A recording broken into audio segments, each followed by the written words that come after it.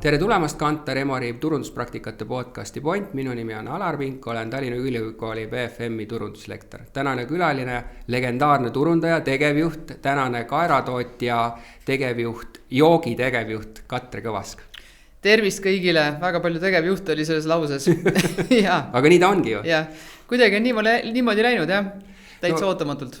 Siin episoodis me ikkagi heidame tagasi oma vaate karjäärile, kuidas mingid asjad said tehtud, miks need asjad said tehtud ja siis räägime tänapäevast. Et kindlasti täna puudutame palju uue asja, suure asja tegemist.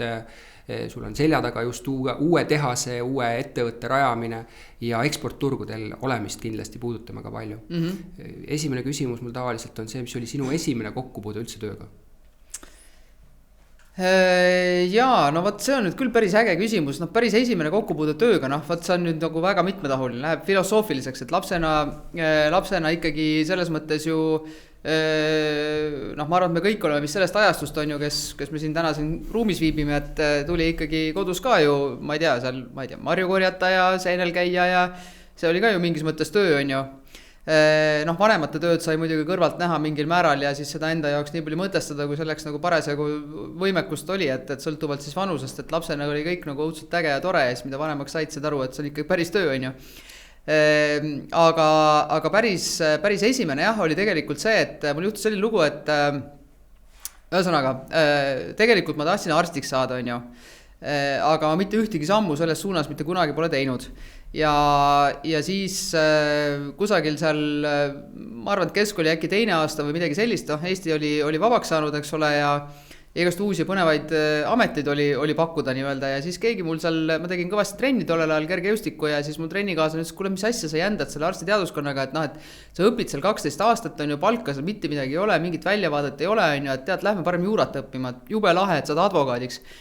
Kui te suudate kuidagi ennast panna aastasse, ma arvan, see oli siis umbes 91 võiski olla, eks ju, advokaat, mis tähendab üldse, polnud õrna aimugi aga jube lahe tundus ja nii me siis punalipuliselt läksimegi siis sisseastumiseksamit tegema õigusteaduskonda, minu siis trennikaaslane sai sinna kenasti sisse, temast on saanud tänaseks prokurör ja mina jäin siis ühe punktiga sinna ukse taha ja tagantjärele ütlen tänu jumalale, et see niimoodi läks, sest et minust tõesti nagu mitte mingit advokaadi ainest ei ole, et ei ole üldse minu valdkond ja aga siis midagi pidi eluga nagu ikkagi peale hakkama ja siis ma avastasin tollases ajalehes Edasi, mis täna on siis Postimees, väikese kuulutuse 3x4 sentimeetrit, et otsib reklaamiagentuur, otsib reklaamiagente. Reklaamiagentuuri nimi oli Age Tartu ja Age Grupp on ju siiamaani üks suuremaid reklaamigruppe üldse Baltikumis ja tollal ta oli üks siis varajasetest ta oli esimene, ma arvan, selles mõttes, et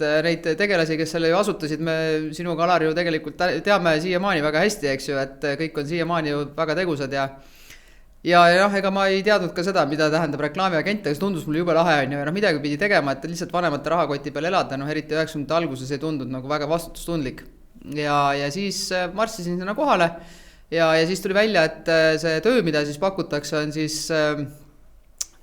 siis selline, et tuleb käia siis ettevõtte ukselt uksele ja proovida nende käest siis välja manguda siis mingisugune raha, mille tulemusena siis nemad saavad panna oma siis reklaami siis Tartu linna kaardile ja Tartu linna kaart oli tehtud inglise keeles ja mõeldud turistidele. Ja ma mäletan, et mul tegelikult tekkis küll küsimus, et kui ma lähen mingisse ehitustarvete poodi, 90 alguses see nägi ka suhteliselt õudne välja omavahel öeldes on ju, või üleüldse mingisse sellisesse äriasutusse, et miks see turist nagu üldse peaks nagu, ta ju ei jõua sinna kunagi, kui üldse mõni turist sinna Tartusse jõuab. Aga töö on töö, nagu ütleb Linnar Priimägi, tervitame teda siinkohal on ju ja võtsin ja hakkasin siis käima, nii et see oli täiesti, ei olnud mul mitte mingisugust koolitust, mitte midagi tehtud, lihtsalt mine ja hakka müüma. Kuidagi ma need lepingud sealt kätte sain ja kuidagi need kastikesed said sinna täidetud nende reklaamikestega ja tõesti mitte midagi hullu ka ei juhtunud ja ükski direktor mind uksest välja ei visanud, nii et ma ei tea, ju siis midagi läks täppi. Ja siis hiljem juba paari kuu pärast siis Age Tartu arvas, et ma olen teinud nii suurepärast tööd reklaamiagendina, et aeg on teha karjääris hüpe ja alustada meediaplaneerijana. Ja siis ma mäletan, ma vaatasin kadunud Peeter Parikule otsa, ma ütlesin, et ma ei tea midagi sellest. Mis asi see on ju, aga tavai teeme. Ja siis oligi, et eks seda tuli õppida siis niimoodi omal käel AGE süsteemi kaudu ja Saatchi kaudu tulid siis mingisugused sellised väljatrükitud presentatsioonid, kus siis sai mingeid esimesi teadmisi ammutada ja meediahaus tegutses ja noh, kuidagi siis niimoodi hakkasime vaikselt nagu servast minema ja noh, õudselt põnev oli ja siis ma sain aru, et mind see turundus tegelikult kohutavalt huvitab. Ja nii siis järgmisel aastal ma astusin hoopis majandusteaduskonda ja hakkasin siis noh, hiljem spetsialiseerusin siis turundusele, välismajandusele ja selle kõrvalt tegelikult jätkasin ka reklaamiagentuuris töötamist, et selles mõttes, kui küsida, et kokkupuude tööga, et siis tõsine kokkupuude algas ülikooli astumisega või sellega seotud ja kestab siiamaani. No sul on nüüd 2 omadust olemas, mida ma olen vaatanud, et meie turundajatel oli. Tartlane ja reklaamiagentuuris alustas tööd. Need nagu kuidagi jõudsid meil turundusmaailma nagu tippu kõik. Ja, vaat see tartlane ilmselt on väga oluline märk. Aga ma ei tea, miks see nii on, mis sa arvad? Vot väga huvitav küsimus kusjuures ja meil on, avastasin just meil kontoris on siin meie joogi nii-öelda back office, kes siin Tallinnas on, et nendest umbes pooled on tartlased, et kuidagi see Tartu maffia tundub jah, et on nagu väga niimoodi suuri lainet teinud siin, et ju siis oli sooduspinnas ja Tartu Ülikool kindlasti oli väga oluline jah, selle faktor selle kõige juures. No esimene siis edasi, kus sa ikkagi võtsid turundusjuhi positsiooni oli siis jälle legendaarne Ösel Foods ja jälle Tartus asutatud asi, eks ole. Ja, legendaarne jah, et võib-olla nooremad kuulajad ei teagi, et seal oli jah, selles mõttes kunagi siis härrastel tuli selline mõte omanikel siis eelmistel, et hästi tore oleks siis teha mehukati koopiat. No mehukati oli siis selline jook, ma ei tea, mis kell meil see asi või kuidas see eetrisse läheb, et kas võib rääkida, aga ühesõnaga mehukati oli siis Soomest toodetud mahla kontsentraat. No mahla kontsentraat on selle kohta ka tegelikult palju öelda, see oli väga vähe mahla sees, aga igasugust muid asju kontsentreeritult oli küll hästi palju. Ja siis seda oli väga hea siis omal ajal segada sellise viinaga, mille brändi nimi oli Royal. Nii et noh, kes seda aega mäletab, siis noh, see on siuke väga tore nostalgia. Igal juhul nendel härradel tuli siis mõte, et noh, teeks koopia ja müüks odavamalt ja tõrjuks selle mehukati turult välja. Ja see läks neil üllatavalt edukalt ja siis tuli neil järgmine mõte, et noh, toodi ka mingid limonaadid turule, üks brändidest oli Groove ja siis toodi ju turule siis legendaarne Linnuse Kali ja Linnuse Kali oli siis ju selline bränd, mis võttis ära Coca-Cola turuosa väga palju ja pani seal Texases või Houstonis või kus iganes see peakontor on, eks ole, pani seal ikkagi härrastel ja prouadel kukalt kratsima, et noh, mis asi see mingi väike riik on ju ja Coca-Cola müügid kukuvad kolinal mingisuguse müstilise kohaliku joogi järgi. Aga igal juhul ja siis helistas mulle täiesti võõras inimene, kes ütles, et tema nimi on Kuldar Leis, tänane taristuminister, eks ole. Et tema nüüd arvab, et mina võiksin tulla talle turundusjuhiks on ju Ösel Foodsi ja ma töötasin tol ajal ikkagi jätkuvalt seal AGEs, eks ju, ülikooli lõpetatud ja ma ütlesin, et okei, et võib ju kokku saada, aga et ega üldiselt ma ütlen kohe ära, et ma ei tule, aga et kuna ma nagunii Tartusse tulen, et teeme intervjuu ja ma mäletan, et siis me istusime seal Vilde kohvikus, pime oli kõik ja siis Kuldar rääkis, et näed, et neil on Linnuse Kali, aga et tegelikult neil on selline mõte, et neil on nüüd ära ostetud mahlaliin, on ju, et nemad hakkavad nüüd mahla tootma ja mingit brändi oleks vaja, et kas ma võiks tulla ja teeks mingisuguse brändi ja aastaga peaks turuliidriks saama, on ju. Ja siis neil on veel mingi mõte, et nad toovad 3. Vichy veeturule ja ühesõnaga see jutt oli kõik selline, et ma nagu vaatamata oma noorusele tundus nagu ikkagi veidi imelik. Üle pakutud, mida tänapäeval nagu ei juhtuks elus. Mitte elu sees ei juhtuks ja siis ühesõnaga ja siis ma seda suhteliselt niimoodi ilma filtritada talle ka ütlesin, et ma saan aru, et plaanid on suured, aga ma arvan, et mina ei ole õige inimene selle jaoks ja tõusin püsti, marssisin minema ja siis ta helistas mulle 3 päeva pärast, ütles, kuule, et ma ei tea, et äkki sa ikkagi tuled, et tegelikult ikka sa nagu jätsid täitsa normaalse mulje ja veel kedagi on vaja ka ja äkki ikka tuled. Ja siis ma mõtlesin, et kui sellise vestluse peale ikkagi arvatakse, et ma võiks tulla, et okei. Ja nii ma läksin ja see oli aasta 2000 ja saingi endale ülesande, see oli märtsi lõpp, kui ma läksin. Ülesanne oli siis oktoobri alguses lansseerida siis mahlabränd, mis valutab terve Baltikumi.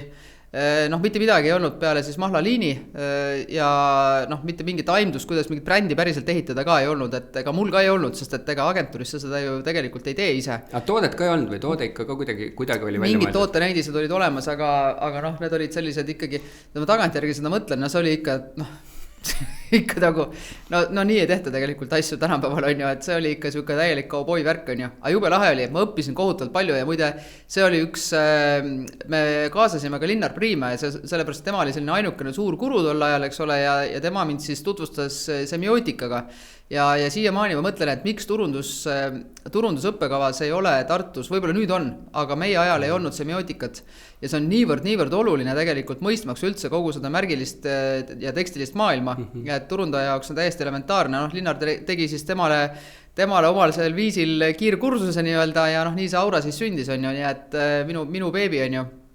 Muide Aura esimesed mahlapakid müüdi maha Tallinnas toimunud Kuno Tehva poolt organiseeritud Vibe'i nimelisel diskol. Miks?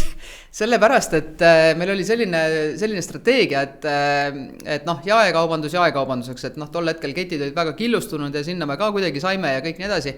Aga meie mõte oli see, et kui me läheme ööklubidesse ja tol ajal, jälle kuidagi läheb see jutt alkoholi peale, tegelikult see asi ei olnud üldse nii hull, aga selleks ajaks siis see Royali trend oli vahepeal muutunud ja väga popiks oli muutunud õunamahl viinaga. Ja ilmselt meie põlvkonnast mitte keegi seda jooke või seda segu nii-öelda enam tänaseks tarbida ei soovi, aga igal juhul kui siis alkoholibrändide käest küsiti nagu väga palju raha selleks, et nad oleksid seal leti kõrval nii-öelda need käsipudelid, eks ole, siis mahlakategooria oli täiesti vaba, aga meie loogika oli selles, et kui sa oled seal ööklubis ja sa jood seda õunamahla, midagi sul ikka seal meelde jääb, eks ju, ja äkki sa siis poes ka leiad selle brändi üles, on ju, ja äkki sul tekib mingisugune soe mälestus, on ju, või vähemalt mingi mälestus, on ju, ja äkki sa siis ostad. Ja eks see oli lihtsalt osa meie strateegiast ja siis Kunoga meil kuidagi õnnestus see diil teha ja siis ma mäletan, et kuna meil kõik hilines nagu ikka nende tehase käivitamistega, siis ma isiklikult sõitsin Tallinnasse Tartust, ma elasin siis veel Tartus ja pagasnik oli siis maast laeni oli siis seda mahla täis on ja viisin talle lihtsalt niimoodi need kastid ja seal siis tegime esimesed müügid, nii et kuule, aga ütle selle Aura nimi, seda on vist läbi ka käinud, aga et mis seal taga siis oli? Mis see mõte seal taga oli? Jaa, seal see kontseptsioon oli see, et on ühesõnaga, tollane mahlaturg oli niimoodi, meil oli Eestis turul, ma arvan, vähemalt 10 brändi, võib-olla rohkem oli, igal ühel oli mingisugune 1% turuosa, eks ju, ja selline väga kirju, kõik oli selline paila latino, eks ju, ja siis me läksimegi täitsa nii-öelda nagu eristumise teed ja tegime sellise hästi rahuliku põhjamaise 4 aasta aega ja siis see Aura sealt kuidagi nagu tuli, meil oli tegelikult üks teine brändi nimi, aga siis Dan Mikkin 3 päeva enne seda, kui pakendid trükki pidid minema, ütles, et ei, temal on nüüd Aura ja siis järsku see kõik kuidagi meie jaoks klikkis, et tõesti see Aura nimi on nii-öelda jood mahla, oled oma põhjamaises looduses, sinu ümber tekib selline tervislikkuse rahu ring. Aura nagu. Jah, nagu Aura, jah. Aga Dan Mikkin on pakendite kujundaja või? Jah, Dan tegi. Tema kohta mul on ka ainult head sõnad, eks ole. Mul on tegelikult kahju, et on teenusdisaini peale ära läinud. See võib-olla talle pakub tänapäeval rohkem, aga ta on nagu meeletult hea käsi. Ja, väga hea, jah. Mul oli siin ka, kui me joogiga alustasime, siis ma tegelikult helistasin ka Danile, aga Dan ütles ka, et ta on nagu sellest maailmast täitsa eemal kahju ja väga kahju. No edasi see oli selgelt, muidugi te ise ei saanud ka teha, et seal oli teil hea see, et teil oli ka pakenditootja, eks ole, taga, et kes tahtis midagi seal nagu teha, aga et tänapäeval võib-olla üks-ühele seda on raske nagu järgi teha, kuigi jõuame joogi juurde ka pärast, on ju, et sa oled ju asunud seda teekonda praegu uuesti edasi võtma. No te tegite seal ikkagi palju laineid ja muulgas te müüsite ka maha selle kalja. Ja, müüsime jah, see oli väga lahe lugu, me sellest just paar päeva tagasi oma kolleegidele ka rääkisin, et sellest tegelikult võiks täitsa niimoodi, võiks kuhugi talletada selle loo enne, kui see meelest ära läheb, on ju inimestel, et sellega oli jah selline lugu, et ühesõnaga linnusekali ja toodeti siis algsel meetodil, ehk siis mitte nii nagu seal kaljavaadist käritud kalja sai, vaid ta oli ikkagi tööstuslikult toodetud selline, ütleme limonaadi tehnoloogiaga. Ja võttis ära suure hulga, eks ole, Coca-Cola turuosa ja mida siis Coca-Cola tegi, kõigepealt siis analüüsiti muidugi kõvasti, eks ole, ja jõuti arusaamisele, et siin pole midagi teha, tuleb oma toode asemele teha või kõrvale teha ja hakata siis nagu ründama seda turgu ja siis pika peale lihtsalt välja suretada see segment ja panna Coca-Cola asemele. Tegid oma kalja valmis, ma kahjuks ei mäleta, mis neil see nimi oli, kas äkki mingi vanapagan või midagi sellist, aga ühesõnaga püüdsid nagu hästi Eesti moodi ja niimoodi ja ei töötanud, on ju. Ja siis mõtlesin, et okei, siin pole midagi teha, et ostame selle brändi ära ja see oli siis esimene brändi müük Baltikumis üldse. Lepingul oli siis ühel pool oli siis Ösel Foods, Tartu Maareola, eks ole, teisel pool oli Coca-Cola Incorporated, Texas Houston, on ju. Et päris äge ja siis, aga see Coca-Cola seltskond oli täiesti veendunud, et meil on mingisugune magic ingredient. mis sellest teeb just selliseks? Jaa, et noh, et nad nagu vaatasid ju meie pakendisilti, eks ole, võtsid kõik täpselt samad asjad, on ju, tegid ja noh, ei ole sama maitse, on ju. Ja noh, ja siis ma mäletan seda esimest koosolekut, kui me siis selle mingi tohutu rünnakrühm, eks ole, saabus sinna meie juurde ja see retsept pandi siis lauale, on ju, see pettumus, kõik on täpselt sama, on ju. Aga no vot ei ole, see ei ole päris niimoodi, et sa võtad lihtsalt porgandi, kaalika ja kapsa, on ju, ja noh, igaüks, kes sellest teeb ühe paja toitu, saab ikkagi natuke erineva maitse, on ju, et seal oli ikkagi tarkus taga. Aga see Linnuse kalja aeg oli lihtsalt üliäge, sest et ma arvan, et noh, ma ei tea, kas kunagi keegi teine või mõni teine joogiettevõte on niimoodi müünud, et meil oli ühesõnaga meie miinimum müügiühik oli üks aluse täis Linnuse kalja, on ju. No tänapäeval 2 liitrine veel, eks ole. Ja 2 liitrine ja noh, tänapäeval ma mäletan, kui ma Teres olin, siis ma nägin, tegin tohutud jõupingutusi, et meie miinimum müügiühik ei oleks üks tükk kohukest, üks tükk, mitte six-pack või kast või midagi, vaid üks tükk, mis maksab poes 39 senti, eks ju. Ja noh, äkki vist saime 3 peale pärast mingid metsikuid läbirääkimise. Tol hetkel Linnuse kaljal oli üks alus, noh sinna peale läheb mingi umbes 700 pudelit, noh ütleme 600-700 pudelit on ju. Ja siis noh, lihtsalt selline meeleolekus lugu, et Lääne-Virumaal oli siis üks selline kohalik külakauplus on ju, ütles, et tahab kalja tellida. Müügimees ütles, et jah, miinimumkogus üks alus. Poemees ütles, no ma ei saa võtta ühte alust, mul ei mahu poodi, mul on uks on liiga kitsas, mille peale müügimees ütles, et no ma ei tea, no tee siis suurem uks, no mis ma oskan sulle öelda, et ma ei saa sulle müüa vähem, on ju. Pani toru ära, vend helistab kolme nädala pärast umbes tagasi, ütleb, kuule, uks on suurem, too ära nagu. Et no võt jah, et selline aeg, et tõesti noh. Aga miks ta on huvitav on see, et punkt 1, eks ole, nagu sa ise ütlesid, müüdi midagi, mida varem polnud müüdud, et osteti ära mingi bränd tegelikult oma tootega, et ei ostetud tootmisliine ega mitte midagi, osteti retsept ja bränd, eks ole, on ju. Ja teine, ma mõtlen seda, et noh, et see tehti nagu turunduslikul eesmärgil, et ta ju mingi aeg tiksus ja siis ta nagu läkski seda teed, mis Coca-Cola tahtis, et nagu ta kaitses oma turgu, mis on niisugune klassikaline õpiku näide, aga mida meie ei olnud varem näinud. Ja teine oli see, et äriliselt te müüsite ära nagu mingi päris hea sellise noh, toote, nüüd on küsimus sellest, te saite küll palju raha ka see ei ole niisugune tavapärane, tavaliselt müüakse kogu äri maha, et mis seal see niisugune nagu äriline mõtlemine taga oligi see, et noh, kui nüüd pakutakse, et me ei tea, mis sellest saab, võtame see raha praegu vastu või? No eks see oli ju selge, et ega see pidu ju kaua ei kesta, et varem või hiljem see trend muutub, eks ju, ja see müük hakkab langema, et tuleb ikkagi, nagu öeldakse, peolt tuleb lahkuda peo kõrgpunktis, on ju, ja täpselt sama mõtlemine oli meil selle brändiga ka, et noh, oli ette näha, et noh, ilmselt järgmine aasta enam nii tugev ei tule ja kui see brändi müüd, see müüd ju ikkagi tulevikku ja noh, ütleme siis niimoodi omavahel on ju, loodame, et siis suurkorporatsioonid ei kuule, aga noh, ütleme, et õnnestus nagu ära pakendada õigesti. Aga Auraga te läksite ju ka hiljem sama teed, eks ole, et nüüd seal oli küll kogu ettevõtte müük, on ju, et mis seal siis nagu see otsustavaks teguriks sai, et A. Le Coqil oli vaja omakorda laienduste või kuidas seal hakkas see diskussioon pihta? Ja no seal tegelikult see tants käis üldse mitte konkreetselt nende mahlade ümber, vaid ühe, noh tol hetkel olid siis nagu vitamiinijoogid, eks ju, ja need vitamiinijoogid olid väga kasumlik projekt, eks ju, ja seal oli see, et oli vaja teha siis nii-öelda järgmine arenguhüpe. Ja selleks, et seda siis hakata ka nagu massiivselt eksportima ja üleüldse kuidagi suuremahulisemalt toota, oli vaja osta eraldi liin.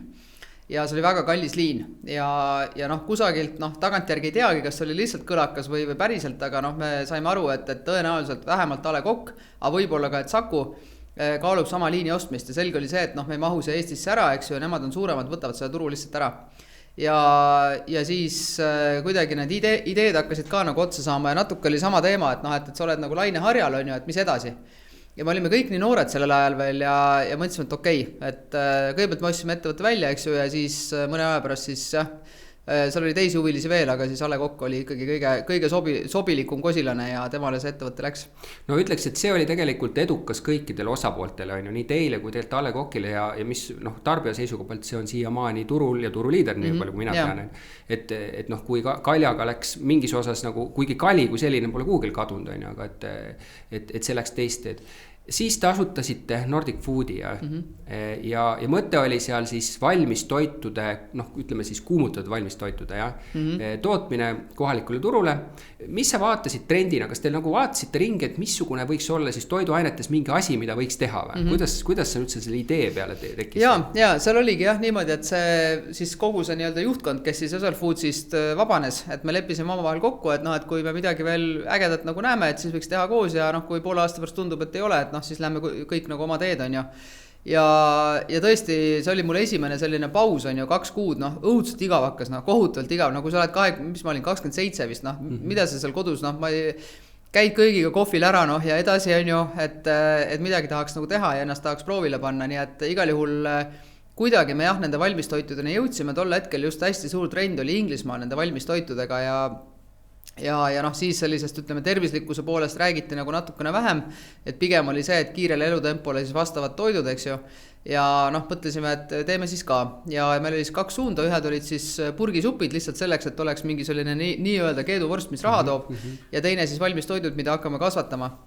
Ja noh, selles mõttes läks nii nagu alati, ehk siis kõik see, mida me planeerisime, see ei õnnestunud, et noh, kuni ühesõnaga, mis juhtus oli siis see, et see meie fantastiline valmistoiduliin kõigepealt ei käivitunud. Tüüpiline. Ja siis minul olid kõik reklaamid valmis tehtud, valmis toitude peale ja noh, kõik oli juba, meedia oli ära ostetud ja müüma oli vaja hakata, lepingud olid tehtud, on ju, ja saime aru, et me saame müüa ainult need purgisuppe. Ja et põhimõtteliselt mingi 2 nädalaga tuli siis nagu sellest valmistoidu ideoloogiast siis kuidagi nagu tekitada mingi purgisupi vaade, eks ole.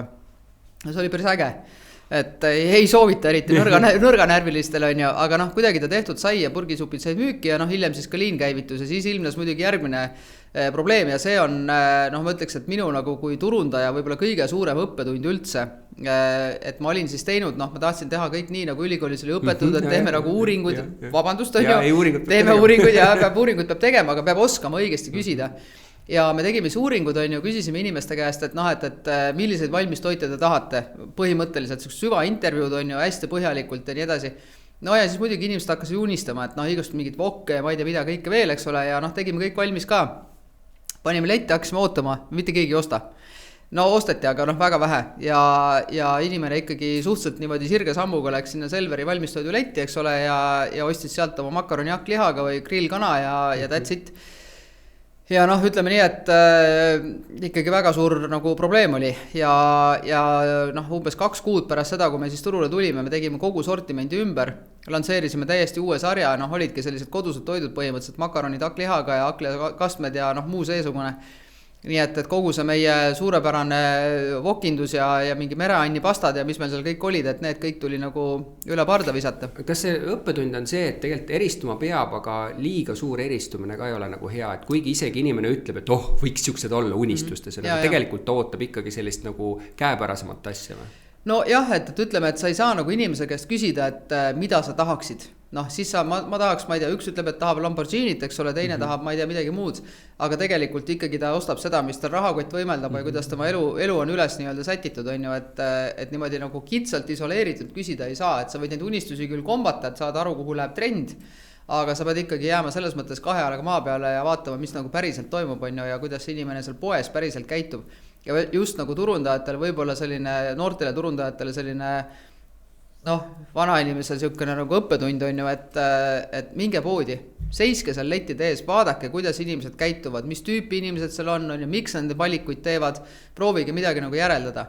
Et väga palju on nagu seda näha, et kuidagi ollakse nagu kontoris ja Excelis ja noh, ühesõnaga, et see päris eluga nagu see side kipub nagu katkema, et tegelikult tuleb ikkagi minna nagu lahingusse ja vaadata, mis toimub, et siis on see vea tekkimise võimalus ka väiksem. Aga brändide varisite millise? Bränd oli Maakera. Ja kas noh, see on nagu kodumaise sõnastusega, aga et näitab, et siis me üle maailma toome asju kokku, eks ole? No põhimõtteliselt jah, et meil olid seal alguses ju sellised jah, mingisugused Sumatra mingisugused pastad ja siis Monaco mingid mereannid ja kõik nii edasi. Et noh, lihtsalt näidata, et me nagu üle maailma maitseid nii-öelda toome ja paneme need siis karpi ja hakkame müüma. Aga selle asja nagu hea pool oli see, et me ikkagi suutsime oma selle supindusega Salvestit ja Felixit, mida noh, mitte keegi ei olnud neid kõigutanud, me ikkagi võtsime 30% turuosa neilt ära umbes aastaga ja siis tekkis see olukord, kus ettevõte oleks pidanud tegelikult hüppama järgmisele tasandile, aga noh, oli päris suur käibekapitali puudus ja samal ajal tegelikult oli siis meie poole pöördunud härra Kasela, kes oli parasjagu omandamas siis preemiat. Ja just on ju, ja tal oli vaja sinna juhtkonda ja noh, me pidime tegema mingisuguse valiku, eks ju, ja tegime siis selle valiku, et me selle Maakera siis müüsime siis Orklale või noh, talle selle Felixile, eks ju, ja ise siis siirdusime preemiasse, nii et noh, see ralli jäi lühikeseks, aga selle eest ta oli tohutult suur õppetund, et noh, rahaliselt ka, me tegelikult kaotasime seal päris palju raha kõik, on ju, et on sellest ajast saadik tegelikult on see skin in the game kogu aeg olnud ja selles mõttes see riski võtmine ei ole lihtsalt kunagi olnud paberil, et see on alati olnud väga isiklik, on ju, ja noh, võib-olla selle võrra nagu tugevamaks inimeseks ka teinud. No ja siis sa läksidki jäätise ja mitte ainult jäätise, no me teame teda rohkem jäätisega, tegelikult on külmutatud toodet, eks ole, müüa Premia juhtkonda, on ju, juhiks. Mis oli sellel sügav külmutatul äril teistsugust kui teistel äridel? Ja noh, see ütleme jah, et see, mis välja poole paistis oli, noh, ühesõnaga, kui me läksime, oli aasta 2006, siis oli Tallinna külmhoone ja noh, Premia oli seal mingi ühe brändi nimi, eks ju, ja see oli mingi jube segase struktuuriga ettevõte, mis oli teeninud mingi 3 aastat, võib-olla isegi kauem tohutut miinust, aga mitte sellepärast, et tooted oleks kehvad või midagi seal oleks nagu halvasti, aga miinus tegelikult tuli sellest, et seal oli juhtkond omavahel natuke nagu tülli pööranud, on ju. Ja inimesed olid kuidagi jagunenud ja see fookus ei olnud mitte ettevõtte arendamisel ja kasvatamisel, vaid seal selline omavaheline nagistamine. Noh, ilmselt oli ka palju muid asju, aga noh, see oli kindlasti üks pool. Ja noh, Kasela andis meile hästi lihtsa ülesande, jutumärkides lihtsa, aastaga see ettevõtte kasumisse pöörata.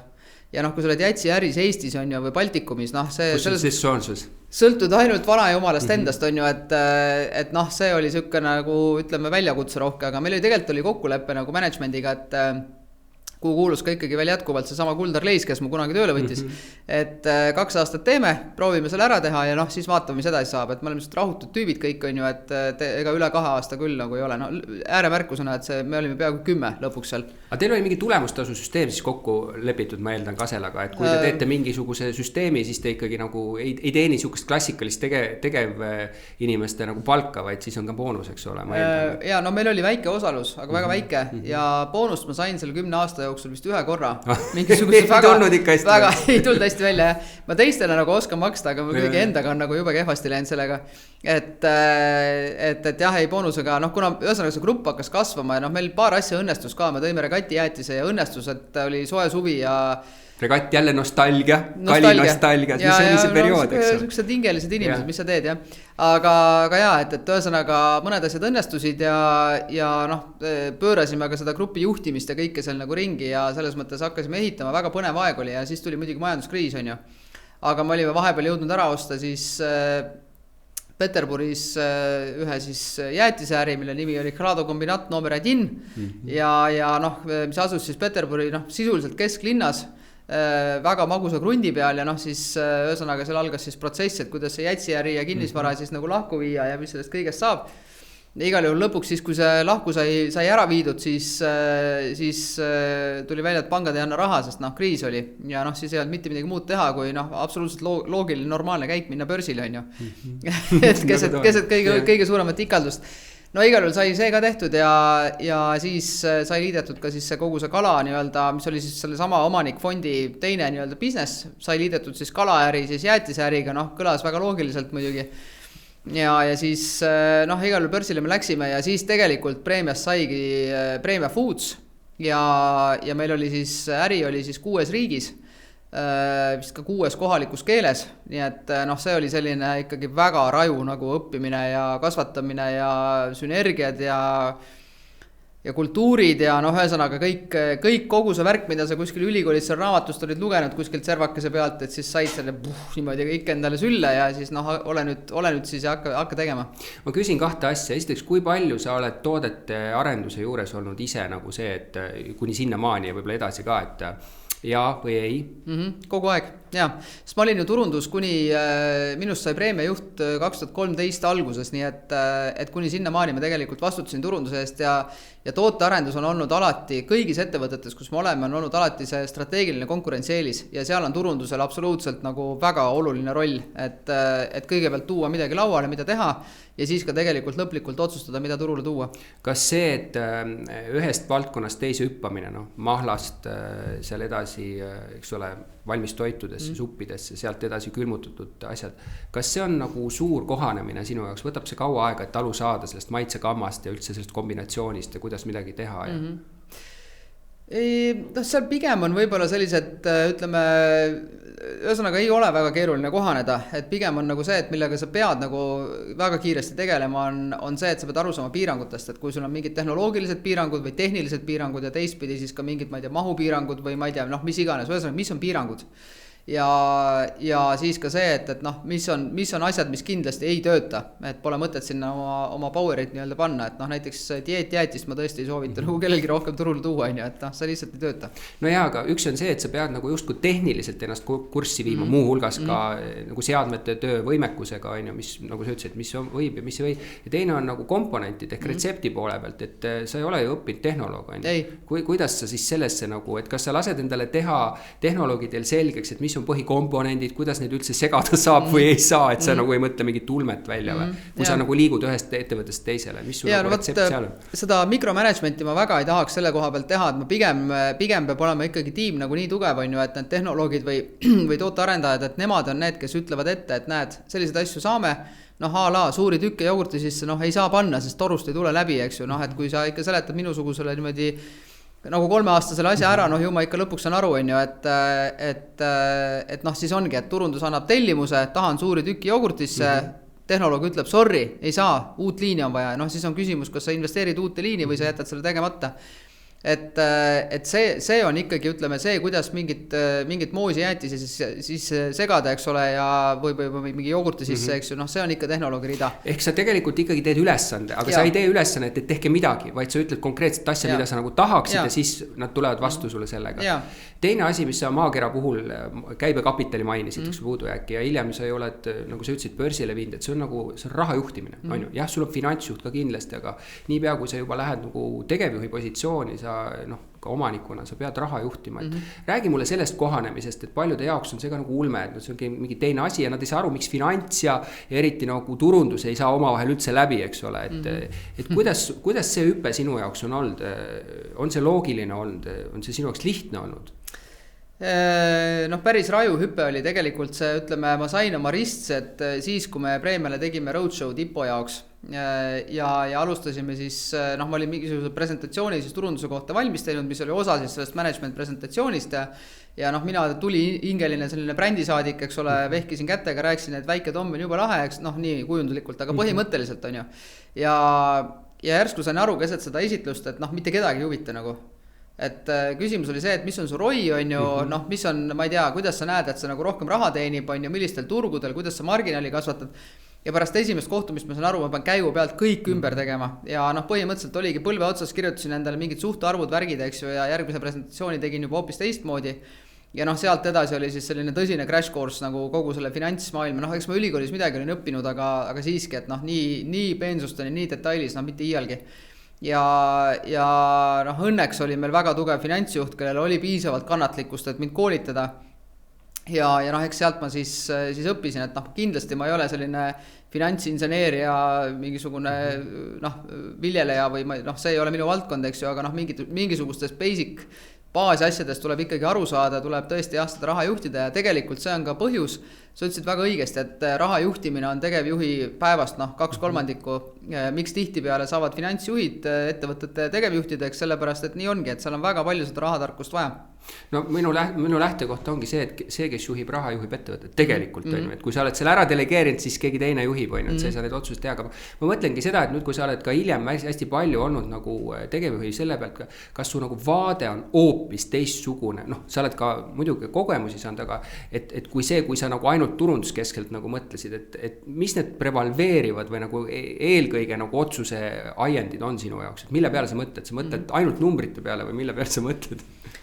No see sõltub hästi palju ettevõttest selles mõttes, et noh, ütleme siis niiviisi, et kodu peab korras olema, et sa pead ikkagi aru saama kõigepealt, kus sa asud on ju ja siis loomulikult, et mis on võimalused, et seda olukorda siis kuidagi parandada või kasvu tagada või noh, sõltuvalt sellest, mis ülesanne on.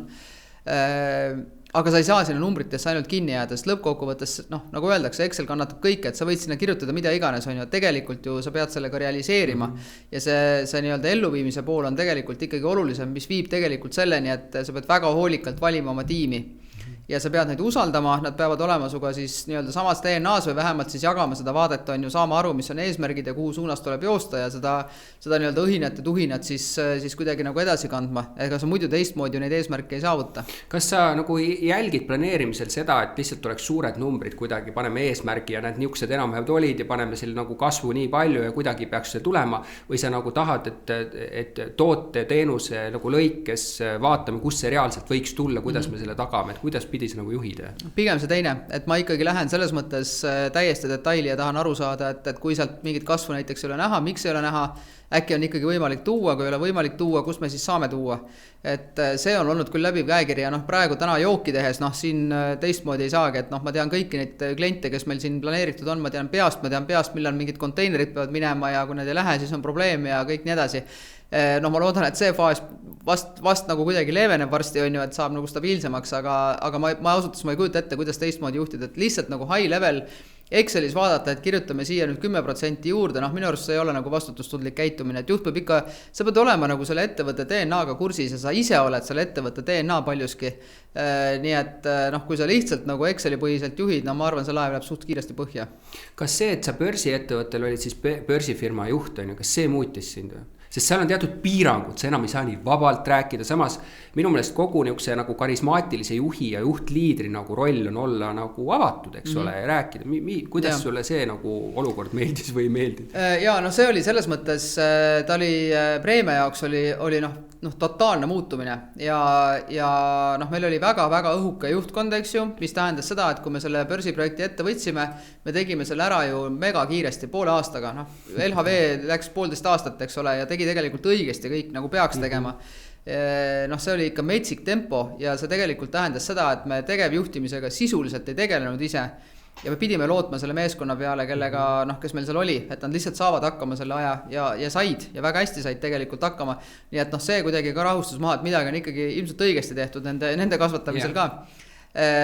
Aga tõesti oli see, et kui me varem rääkisime täitsa vabalt omavahel kõigest, mis äri puudutas klientidest, tulevikuplaanidest, kõigest, siis põhimõtteliselt üle öö see kõik lõppes. Me muutusime väga kinnisteks oma kolleegidega ja see oli raske. See oli meile raske, see oli neile raske ja mingil hetkel siis loksub see rütm paika, on ju. Ja teine, mis oli muidugi väga keeruline, oli see, et me räägime aastast 2010, kui me börsile läksime, algas siis nii-öelda uus kasv, eks ju, börsidel ka ja see metsik kvartali kapitalism on ju, et sa nagu igas kvartalis pead suutma näidata mingisuguseid hüppeid, mida toidutööstuses mitte kunagi üldiselt ei juhtu, on ju, ja siis sa pead kuidagi seda kõike nagu selgitama, õigustama ja sind üsna kiiresti lükatakse sellisesse täieliku kaitsepositsiooni, kus sa nagu muudkui vabandad, on ju, ühesõnaga üks poliitik, et selles mõttes see oli keeruline, tegelikult see börsiettevõtte juhi elu ei ole väga lihtne. Aga kas see, mis sa ütled, Baltic oli sama, sest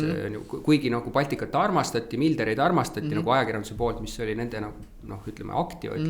Aga et kas see, et maailmas me näeme ka börsiettevõtted, et nad tegelikult elavadki kvartalist kvartalisse, et see nagu, neil peab olema nagu kaks asja, et ta peab seda pikka plaani tegema, aga ta peab jooksma kogu aeg seda 3 kuud ja kui ta seda ei teed, et ma ei tea, ma ei kujuta ette üldse, nagu sa ütlesid toiduainetööstus, et nagu lansseerid kogu aeg, on ju, aga need lansseerimine on ju kulu. Muidugi. Ja sa ei tea, mis sellest saab ja see ei ole ka mingi lahendus. Ja eriti kui sul juhtub olema veel selline nagu huvitav kombo, et sul on nagu jäätis külmutatud kaup ja siis kalakasvatused ja kalatööstus on ju, et seal kogu see kalabusiness, eriti kalakasvatus, see on selline väga pika vinnaga asi, et seal on nagu 10 aasta jooksul juhtub sul võib-olla üks hea aasta, ülejäänud on elustiil, nagu need ütlevad, kes selles äris on, et sealt nii-öelda seda jänest sellest torukübarast kogu aeg välja tõmmata, et see ongi mission impossible ja eks siis eks see õpetas on ju ja võtame siis teadmiseks, aga see võib-olla ei olnud nagu kõige lihtsam periood, et see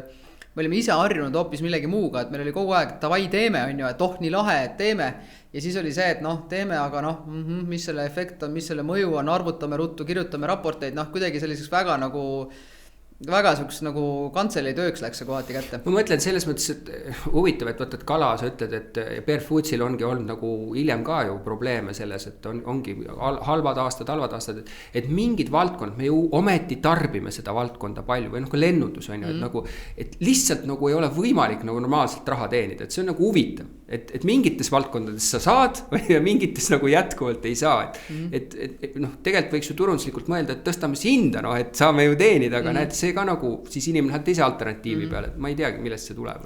Ja noh, on tõesti see kala on üks selline väga huvitav valdkond, selles võiks tegelikult pikalt rääkida, et kuidas see elu seal käib, et noh, see kala kasvab, eks ole, mingisugused aastad ja siis mida turukonjunktuur on teinud ja mida jaeketid ütlevad ja kuidas sa seda üldse müüa saad ja kuidas sa neid kampaaniaid teed ja noh, ilmselgelt on ka ikkagi noh, Skandinaavia piirkonnas noh, selles mõttes ka ülepakkumine, et tootjaid on palju, eks ju, ja siis omakorda on veel norrakad, eks ju, kes dikteerivad sul siis läbi lõhe hinnaga näiteks forelli hinda.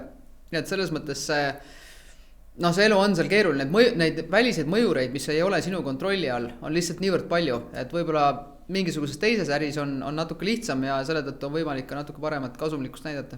No sealt sa läksid edasi? Ja siis see oli siis minu esimene põgenemiskatse toidutööstusest, et noh, ma lihtsalt tundsin, ma olin 14 aastat olnud ja kuidagi noh, toit on noh, minu suur kirg ja selles mõttes küsimus ei olnud üldse toidus, aga küsimus oli see, et ma olin kuidagi nagu mugavustsoonis ja see börsiindus ja kogu see siis hiljem see Food Unioni tulek ja kõik, et ma kuidagi tundsin, ma tahan nagu midagi muud. Ja õnnestus siis asuda Südameapteegi tegevjuhi kohale. Noh, tahtsin saada kunagi arstiks, no see on ilmselt kõige lähedasem asi, mida üldse ilma igasuguse hariduseta selles vallas on ja et mida teha saab. Ja noh, ma tõesti, ma ei teadnud apteegi ärist nagu no, mitte midagi, null. Mingist kaubanduskinnisvarast, noh veel vähem ja seal oli samamoodi noh, väga kiire õppimine, selline päris huvitav kollektiiv, et meil oli siis 365 inimest, kui ma alustasin, väga hästi ei meelde, eks ju. Nendest 5 olid siis meesterahvad, ülejäänud olid naisterahvad ja mitte lihtsalt naisterahvad, vaid ikkagi kõrgelt haritud proviisorid ja farmatseudid. Ja noh, kes olin siis mina nende jaoks, eks ole, mingisugune toiduainete tööstuse plika, eks ole. Et eks seda enese kehtestamist oli ikkagi oma jagu aga noh, oli üks väga hindamatu aeg, sest et samal ajal me siis arendasime apteegiketti ja alustasime tegelikult ka kogu siis selle erameditsiini ja Confido siis lugu selles samas grupis ja noh, ääri-veeri selle Confidoga puutusin kokku, see oli väga põnev ja noh, mul tegelikult ei olnud mitte mingit plaani sealt apteegi ja üldse tervishoiu äärist ära tulla, et see tegelikult mulle väga meeldis ja väga sobis ja noh, hingelähedane ka ikkagi ja selles mõttes see oli huvitav valdkond, jah. Aga seal sa puutusid 2 asjaga kokku, kus sa varem olnud. Jaekaubandus, on ju, noh, apteegid, on ju. Ja teine, selles mõttes, nagu sa ise ütlesid, et sa läksid valdkonda, kus võib-olla oodatakse omasid. Noh, et sa saad aru sellest samast asjast, et see oli ka nagu võib-olla raskem, eks ole. No see oli ikka väga raske, jah. Mis see jaekaubanduse pool sulle andis? Et kas, noh, sa olid ju kokku puutunud läbi tootete müügi, aga noh, see on hoopis teine asi. Ei no see oli ikkagi selles mõttes, noh, ma enne siin ütlesin, et ma mikromanagementi ei armasta, et noh, seal ikkagi tuli selles mõttes ikka väga nagu detaili minna, et noh, rahavoogu sa planeerid päeva täpsusega, vaatad seda, millal on pensionipäev, millal on palgapäevad, millal sa oma kampaaniad ajastad, millised kampaaniad sa teed, eks ju, kes teeb parasjagu proteesiliimile mingit paremat hinda, on ju. Et noh, see oli ikka nagu, noh, see oli ikka nagu väga raju õppimine. Aga seal, eks ole, noh, mingis osas oli see süsteem teine, et seal on piiratud, ütleme jällegi nagu importija, eks ole, ja et mida sa saad üldse panna ja mingid retseptiravimid, need alternatiivid.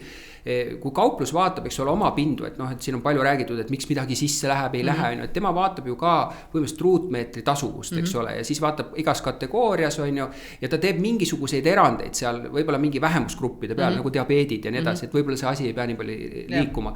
Et ma eeldan, teadmata midagi on ju sellest, et kas apteegis ju peaks samamoodi olema, et mingisugused siis see ruutmeeter on selline, millest sa saad rohkem tekitada sellist nagu võistlust, on ju, võib-olla nad ei ole nii apteegi kaubad, on ju, ja seal tõesti nagu see kasumlikkus on nagu üle kõige ja mingis asjas sa pead väga nagu vaatama, et tegelikult sul ei ole seda üldse võimalik vaadata, sa pead lihtsalt seda pakkuma või? Jaa, no põhimõtteliselt jah, ütleme, et on enam-vähem sama nagu jaekaubandus, mõõdetakse jah, mitte isegi ruutmeetrit, vaid ruutsentimeetrit tegelikult, sest apteegis pinda on palju vähem. Ja on mingid kategooriad, millega sa saad raha teenida ja mingid kategooriad, kus sa ei saa, näiteks nagu retseptiravimid, kus sul oligi, ma ei teagi, kus juures, kas praeguseks on muudetud ära need marginaalimäärad, aga tol hetkel olid ju paika pandud, jah. Aastal 98 või midagi sellist olid nad paika pandud ja noh, nii nad olid jäänud, eks ju, et noh, sul ei olegi võimalik sealt midagi teenida ja pluss on sul siis kohustus hoida ju metsikut laovaru, eks ole, et sul peab olema kõik geneerikud, kõik retsepti või need originaalravimid ja kõik, mis sinna vahele jääb, eks ju, et sul on mõnel südame-veresoonkonna ravimil näiteks oli 10 erinevat tootjat või toodet, mida sa pead siis kõikides apteekides hoidma mingisugust laovaru. No, mis on... ehk ütle mulle seda, et see ei ole tegelikult põhjendatud, et me oleme olnud nagu selle ravimisektori vastu sellised häälekad, et noh, et kuidas see on üles ehitatud, et tegelikult seda on nagu raske nagu reaalselt rannida selle sama parameetrite lõikes, jah? No ta on jah, selles mõttes ta kindlasti ei ole mustvalge maailm, eks ju, et seal on noh, ilmselgelt on ravimfirmade huvid, eks ju, loomulikult on ka apteegikettide huvid, sest et see on ju erakapitalil baseeruv business on ju.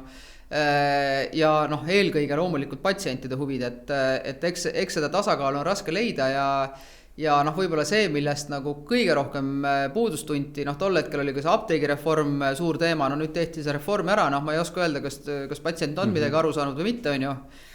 Tõenäoliselt mitte, et ja noh, lõpuks kas sellest mingit kasu oli, noh las need räägivad, kes rohkem teavad, aga just see tervishoiu nagu pikem vaade oli tegelikult see, mis oli puudu, et noh, ma mäletan, et me väga palju võitlesime tol hetkel näiteks selle üle, et kas apteekides võiks teha vaktsiinisüste. Noh, tuli COVID ja kõik muutus, eks ju, aga enne seda oli see põhimõtteliselt välistatud ja noh, osaliselt arstidel loomulikult õigus, eks ole, kuna ohud on suured, aga noh, tänaseks on läinud teisiti. Aga ka tegelikult pikemalt, et noh, meie rahvastikupüramiid on kahanev, et noh, sellist tervishoiusüsteemi me pikalt üleval hoida ei saa ja noh, nüüd kui uus valitsus tuli, me siis esimest korda kuulsime, kus tegelikult öeldi, et jah, me peame tegema muutuseid. See on esimest korda tegelikult, kus on see niimoodi avalikult ühe lausega välja öeldud, et juba tol ajal oli see nagu ilmselge. Nii et neid, ütleme see tervishoiu ümber, no igast allhoovuseid ja selliseid murekohti on hästi-hästi palju, on ju, ja noh, apteek on lihtsalt üks osa sellest süsteemist, kus ka kindlasti saaks palju asju teha teisiti ja noh, ma ei tea, kuni selle virtuaalse apteegini välja, eks ju, et noh, selge, et maakohtades sa ei leia lihtsalt tööjõudu ja ei olegi mõistlik seda apteeki seal pidada, et peaks olema inimese jaoks mingi lihtsam viis, kuidas need ravimeid ikkagi tellida. Samas peab säilima kontrolli, et inimene vastutustundetult ei telliks endale jumal teab mida, eks ole. No südameapteegi aeg sai läbi, siis sa liikusid? No jah, selles mõttes sai läbi jah, täitsa ootama, no nõrk naisterahvas, mis ma oskan öelda, et ühesõnaga juhtus siis selline lugu, et vahepeal siis farmi omanikud, tänased Maagfoodi omanikud siis ostsid ära Tere või tähendab tahtsid selle ära osta ja see oli üks ilmatuma keeruline protsess, noh ütleme Terest me ilmselt võime sinuga rääkida ka pikalt on ju, aga võib-olla mitte siin saates. Ja siis noh, nad pöördusid minu poole, see algne lähenemine oli see, et neil oli vaja nõukokku inimest ja noh, et kas ma tuleks ja aitaks ja kõik nii edasi. Toiduainete tööstuse taustaga, eks? Just, ja noh, kes midagi nagu jagab ja sest noh, seal oligi selline noh, jurist oli omajagu, aga noh, keegi nagu pidi nagu ärist ka natukene aru saama ja noh, kuidagi nad siis üles leidsid, et no eks me tundsime varasemast ka ja noh, ühesõnaga nii ta läks ja siis ma andsin selle väikse sõrme ja ütlesin, noh, et nõukokku, et okei, davai, et noh, ma tulen ja aitan, sest et noh, Tere oli ikkagi ju Eesti toidutööstuse lipulaev. No see on fakt on ju, et jätame selle Oliveri teema, see on nagu hoopis teine teema, eks ju, et fakt on see, et ta oli ju ilmatuma tugev bränd ja mõte sellest, et see lihtsalt läheb ja kaobki ära, noh see kuidagi nagu, see ei sobinud mulle, hingeliselt tekkis mingisugune tohutu patriotism täiesti ootamatult on ju. Ütlesin, davai, ma tulen ja noh, võeti siis tegevjuhiks üks Maagi endine töötaja, eks ole, kelle puhul oli diil siis see, et niipea kui Konkurentsiamet annab loa Tere ja farmi kokku liita, et tema lahkub ja siis on noh, teeme konkursi, otsime uue juhi ja täitsa nagu selles mõttes mõistlik plaan. Aga siis juhtus selline suur üllatus, et Konkurentsiamet tegi oma otsuse umbes 1,5 kuud liiga kiiresti. Keegi ei olnud selleks valmis. Ja siis tollane tegevjuht ütles, et nii, otsus on olemas, oli väga tore nägemist on ju. Ja siis noh, Maagi omanikud vaatasid mulle otsa, ütlesid, et kuule, et noh, et aga äkki sa siis tuled. Ja ma võtsin 2 nädalat mõtlemisaega, sest et selleks ajaks mul oli juba selge, mis mind tegelikult seal ees ootaks ja ma ei olnud kindel, et mu võimekus, noh, okei, sul on ka tiim, aga lihtsalt, et seda lükata et mu võimekusest päriselt piisab. No sul ei olnud küsimus vist selles, et eks ole, et kas sa saaksid toote endaga hakkama, põhiline küsimus oli seal, et see oli saneerimisprotsessis, eks ole, palju võlgnikke, piimatootjad, kes võib-olla ei tahaks ja tahavad, et ühesõnaga see pundar vist oli seal kõige suurem küsimus, jah? No see oli jah, ütleme, et noh, see oli see koht, kus ma mõtlesin, et ikka oleks pidanud advokaatiks õppima, on ju.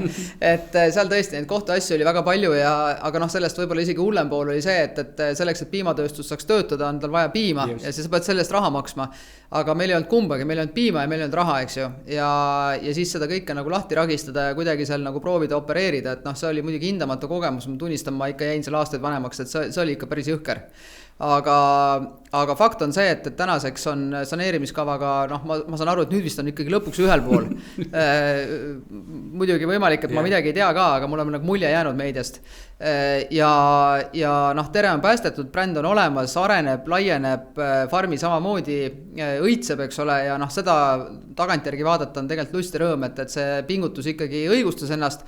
Ma pean tunnistama, et selle igapäevase äriga ma puutusin kokku üsna vähe, lõpupoole natuke rohkem, aga siiski üsna vähe ja põhipower läks jah ikkagi igasuguste noh, maksuametite, kohtuasjade ja kõige muu sellise. Mis see positiivselt võtsid kaasa? Et ma saan aru, et võtsid nagu vananemist kaasa, aga mis positiivselt see tagantjärgi võtta? No ma arvan, et võib-olla see, et igast lootusetust olukorrast tegelikult on olemas väljapääs, kui sa ikkagi tiimina pingutad ja sul on natukene õnne ka ja sa suudad luua nagu inimlikud suhted nende nii-öelda vastaspooltega, kes võib-olla on su peale väga kurjad. Ja noh, näiteks ma mäletan, ma olin väga positiivselt üllatunud maksuameti üle, kes väga mõistlikult meisse suhtus ja väga paljud ka põllumehed on ju, või noh, farmerid, eks ju, kes olid ikkagi väga pikalt oma raha oodanud, ikkagi noh, võtsid meid kuulda ja tulid meile vastu, et selline, see oli kindlasti väga positiivne ja noh, inimesed, see meeskond, kes seal oli vaatamata kõigele, mis nad läbi olid teinud, et noh, see meeskond ja nende soojus ja nende inimesed, kes siiamaani seal töötavad, et noh, see ikkagi on väga teeb ikka hinge väga soojaks. Ja edasi?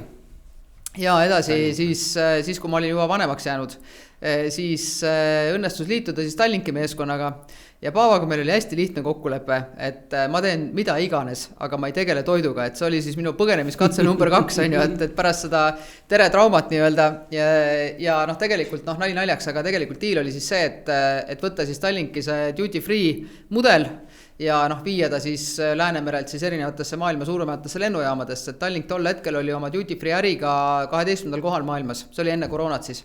Ja noh, tegutses ju ainult Läänemerel ja tegelikult ju süsteem oli kõik täpselt sama nagu lennujaamades ja davai, et teeme ja hakkame konkureerima ja noh, ma olin siis osa sellest tiimist. Ehk jaekaubandus tegelikult? Tegelikult jaekaubandus, aga noh, hoopis teisel nii-öelda tasandil ja hoopis teistsuguste mängureeglitega on ju. Ja siis, aga kuidagi niimoodi hiilis siis ka Burger Kingi frantsiisi lansseerimine mulle sinna lauale. Ja siis ma ütlesin, et okei, pigistame silma kinni, ei ole nagu päris toit ka, ainult et noh, et ikka kaubandus kinnisvara ja noh, midagi ma sellest ikkagi apteegi ajast mäletasin on ju ja noh, davai teeme on ju. Aga noh, siis tuli koroona ja kogu see suurepärane duty free mõte jäi sinna, kus ta jäi, eks ju, ja Burger Kingi me lansseerisime ka niimoodi, et noh, me ei saanud reisida, me valisime inimesi Teamsist, on ju, lokatsioone valisime Google Mapsist, et noh, see oli ikka nagu uskumatu tegelikult, mis toimus. Aga see oli su esmane kokkupuude frantsiisiga, räägi mulle seda, et see on nagu huvitav, ma mõtlesin teha eraldi episoodi võib-olla, et nagu leida, et frantsiis on tegelikult nagu täiesti aktsepteeritav business meetod, on ju, mis seal on head, mis seal on sellist nagu mitte head? Noh, ma arvan, et seda head on kindlasti rohkem kui mitte head, et peab arvestama sellega, et frantsiisi andja annab sulle ikkagi hästi selge raamistiku, tal on väga selged nõuded kvaliteedi osas, noh eriti mis puudutab toitu, noh hästi lihtsalt öelduna see Whopper, mida Burger Kingis ostad, see peab maitsema täpselt ühtemoodi igal pool maailmas, ehk et see on see osa, kus tema on leidnud tootjad, tema on leidnud mingid kesklaod ja selle koha pealt võid olla ikkagi suhteliselt kindel, et ehk tarnijate list tuleb kaasa sulle nagu põhimõtteliselt? Väga suures osas jah, on mingi osa, mis on vaba, noh näiteks nagu ma ei tea, kohalikud juurikad, eks ju, või ma ei tea, kohalik piim näiteks või midagi sellist on ju, aga põhitoorained ja tulevad sealt kaasa, sa ei pea selle pärast üldse muretsema, sinu asi on lihtsalt organiseerida logistika, noh loomulikult leida siis ka kohad nendele restoranidele ja nii edasi, eks, maksta ära kõik oma tasud ja ongi selline ärimudel, eks ju, et see on päris kallis äri, et sa pead investeerima sinna ikkagi alguses päris suured summad, et restoranid püsti panna.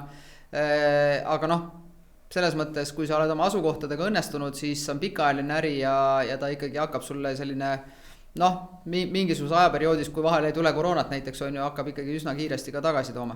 Aga turundajana on sul nagu käed täitsa seotud või sa saad näiteks kampaaniate osas midagi teha või toodete osas ma eeldan, sa saad valida vist midagi. Ja, toodete osas saad valida.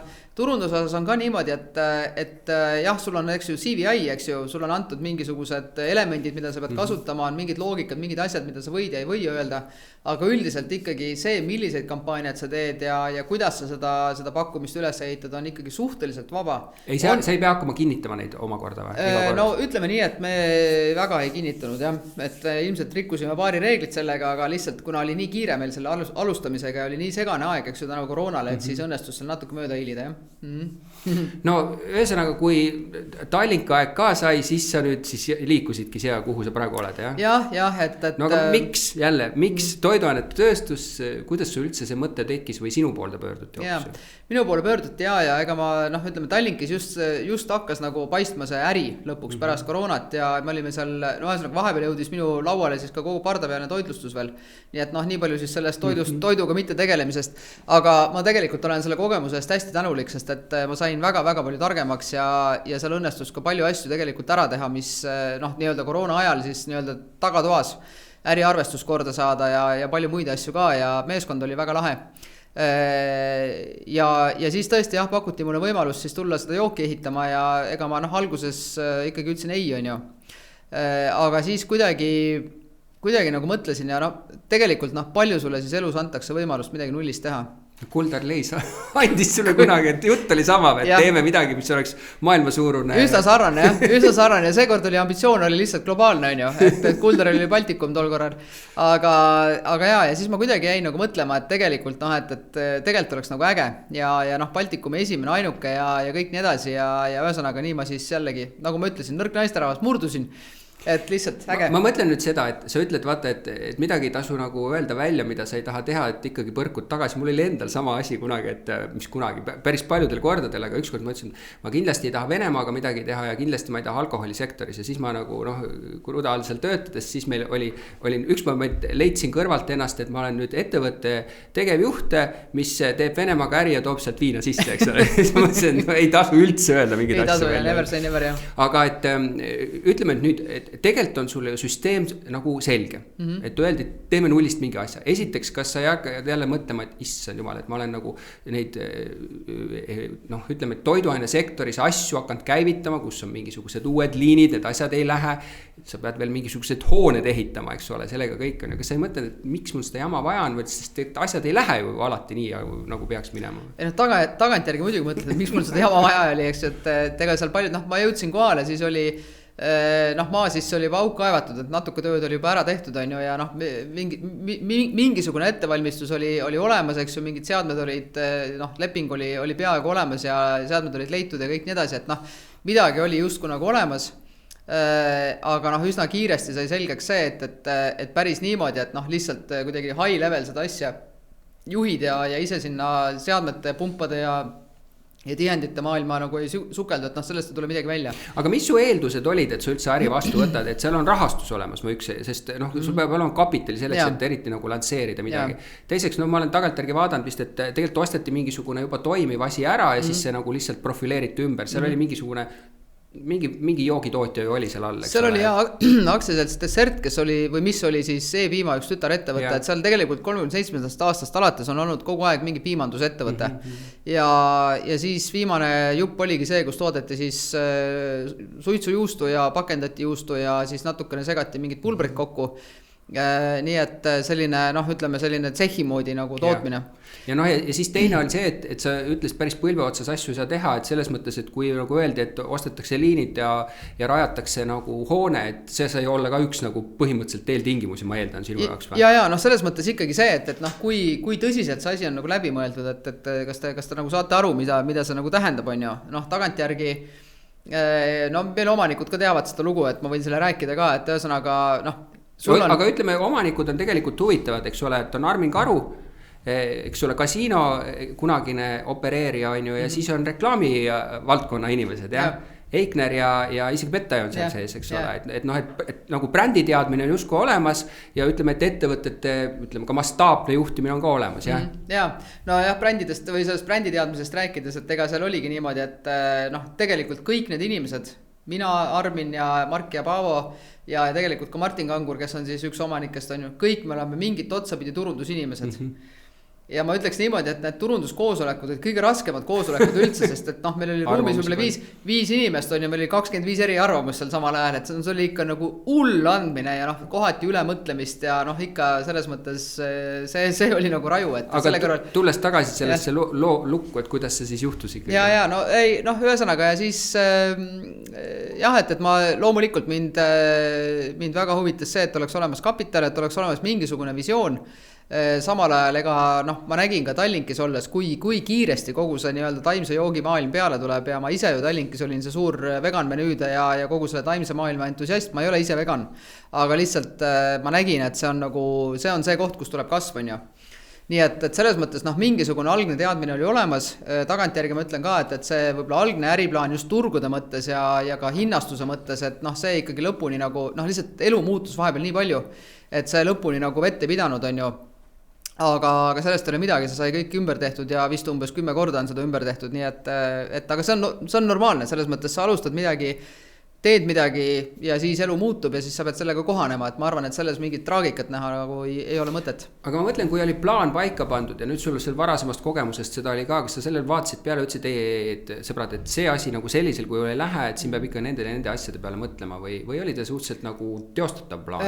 No sellega oli niimoodi, et ma vaatasin seda Excelit, mis oli siis valmis tehtud, selline suur ärimudel on ju ja noh, loomulikult seal olid mingid kohad, kus olid mingid küsimused minu jaoks.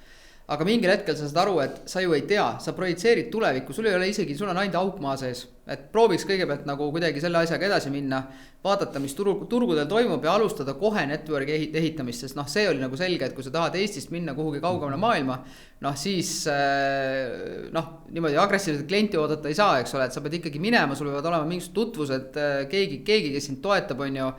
Et sellega me hakkasime kohe pihta, et saada üldse aru, mis turul toimub ja vastavalt sellele siis kohandada ka oma äriplaani.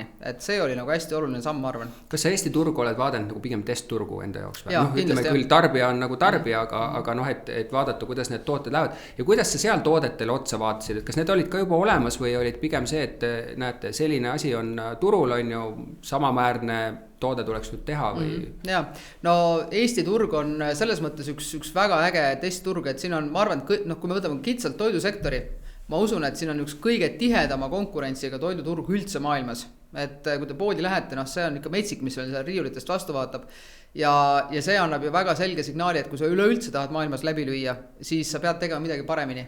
Ja just nüüd nende taimsete piimadega meil on ju selline õnn või siis õnnetust sõltub, kuidas vaadata, on ju igal juhul meie konkurents on põhimõtteliselt üks ja sama, üks puha, vahet ei ole, kas on Eesti, kas on Filipiinid. Sa mõtled seda Oatly't või?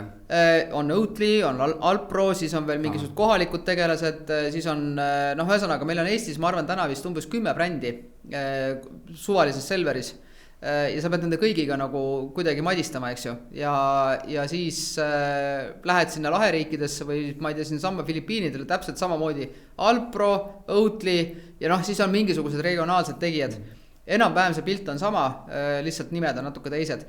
Ja noh, ilmselgelt sa pead sellest eristuma, aga mitte ainult tootega, et tänapäeval nagu üldse toidutööstused, eriti kui sa ekspordist räägid, siis see on teenus, see on kogu komplekt kokku, et noh, toode peab olema sul esiteks nagu väga hästi maitsema, väga kvaliteetne, sul peab olema tagatud stabiilne kvaliteet ja kõik nii edasi, mis on üsna tavapärane, eks ole. Aga siis on väga suur teema on tarneahel. Üks puha, kuhu sa lähed, see tuleb peaaegu, et esimesena tänapäeval. Kas see on kvaliteet ja hind või? No hind ka jah, loomulikult. No ma mõtlen hind nagu logistika mõistes või, et kui sa mõtled tarneahelat? No hind ja see, et sul oleks stabiilne tarne. Et täna ikkagi pärast Covidit, pärast Ukraina sõda, pärast seda hutide mässu, eks ole seal või seda piraatide tegevust, noh, kõik tarneahelad on saanud väga suure paugu, eks ju. Ja noh, me näeme seda, et meie suured konkurendid, korporatsioonid, nad ei suuda lihtsalt pidevat tarnet tagada ja see on meie võimalus. Sul on säileaeg kui palju? 12 kuud. Nii, see on, eks ole, kas selle puhul ka üle maailma on ühtne loogika, et 80% peab olema säilet tagatud, see läheb. Et kui sa nüüd, see on paljudele tuleb uudis, eks ole, kui mõeldakse, et kuidas sa valid eksporditurge, on ju. Toiduainetel on väga lihtne, et sa tõmbad selle ringiga, eks ole, mida väiksem säileaeg, siis kui kiire on tarne, eks ole, et sinna, et kas see nagu mängib ajaliselt välja, noh, sul on natuke suurem see võimalus, teoreetiliselt sa võid kogu maailma, ma eeldan, ära teha, küsimus on hinnas, eks ole, kui sa pead kaugele. Kuidas sa valid eksportturge? Jaa, no meil on selline täitsa nagu mudel on välja töötatud, et ilmselgelt noh, seda kaerajooki saab juua lihtsalt niisama, aga ütleme 2/3 või natuke rohkem inimesi kallab selle siis kohvi peale või pahustab kohviga, ühesõnaga tarbib koos kohviga. Nii et noh, kui me üldse räägime, kes on sihtrühm, ma mäletan, kui me alustasime, meil oli tohutu mingisugune veganid ja kõik oli seal välja toodud.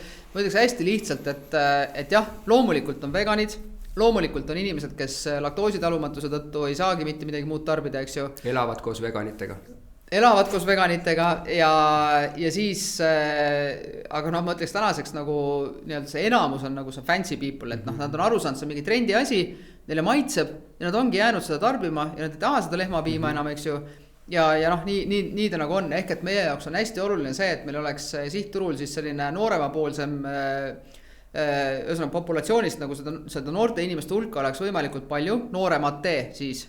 Et me räägime, et Z-generatsioon, milleeniumid, eks ju, midagi sellist, siis teiseks väga kaugele arenenud kohvikultuur, väga oluline ja kolmandaks muidugi siis ka ostujõud, eks ju. No, aga see teele lisamised, kui on teekultuur kõva, see ei ole nagu nii suur teema või? Noh, ta nagu on ja ei ole, selles mõttes vaikselt võtavad mingid kohvijoogid üle, et kui me näiteks räägime Indiast, on ju, et siis Indias jah, seal ei ole võib-olla sellist cappuccino latte kultuuri, küll aga on seal ikkagi americano, millele valatakse lihtsalt piima peale, et see on nagu väga jõudsalt levinud. Igast matcha latted ja muu seesugune, millega samamoodi kaerajook väga hästi sobib, eks ole. Jah, ja Aasias tegelikult juuakse kohvi ju väga palju, et noh, Korea, kui Souli minna, eks ju, Soul on maailma siis kõige tihedama Starbucksi asustusega koht üldse maailmas. Seal on tõesti noh, iga 100 meetri tagant on Starbucks ja sinna vahele vahub veel 2-3 tükki nagu mingi kohalikku kohvikut ka, et see on ikka metsik, mis seal kohviturul toimub. Ühesõnaga, kas on õigesti öeldud, et sa vaatad nagu maailma niimoodi, kui palju on rahvast selle samades põlvkondades, eks ole, kui suur on see kohvikultuur seal on ju, siis sa reastad ta mingisuguse pingeritta, vaatad, kui kaugele ta jääb logistiliselt, ehk nagu logistika lisab, eks ole, hinnale on ju, ja siis hakkad niimoodi lähemast kaugemale minema, eks ole. No, enam-vähem jah, selle logistikaga lihtsalt on siuke lugu, et täna on Koreasse odavam saata konteinerid kui näiteks Dubaisse, kuigi Dubai on distantsi mõttes lähemal. Okei, et siis sa pigem vaatad siis logistika hinda, eks ole. Ja. Kuivõrd on nüüd, hakkame võtma seda nagu tükkideks, kultuuriline erinevus, eks ole, kuidas äri tehakse. Ma tean, me oleme Jaapaniga ise, eks ole, tere ajal ka, see võttis ikka 2-3 aastat, et üldse saada kuhugile, et saada üldse rääkima, eks ole, jah. Et kuidas sa sellesse nagu vaatad, et et sinna turgu on nagu lihtsam minna, sinna turgu on väga raske minna, on ju, nagu ajalises mõttes, on ju. Jaa.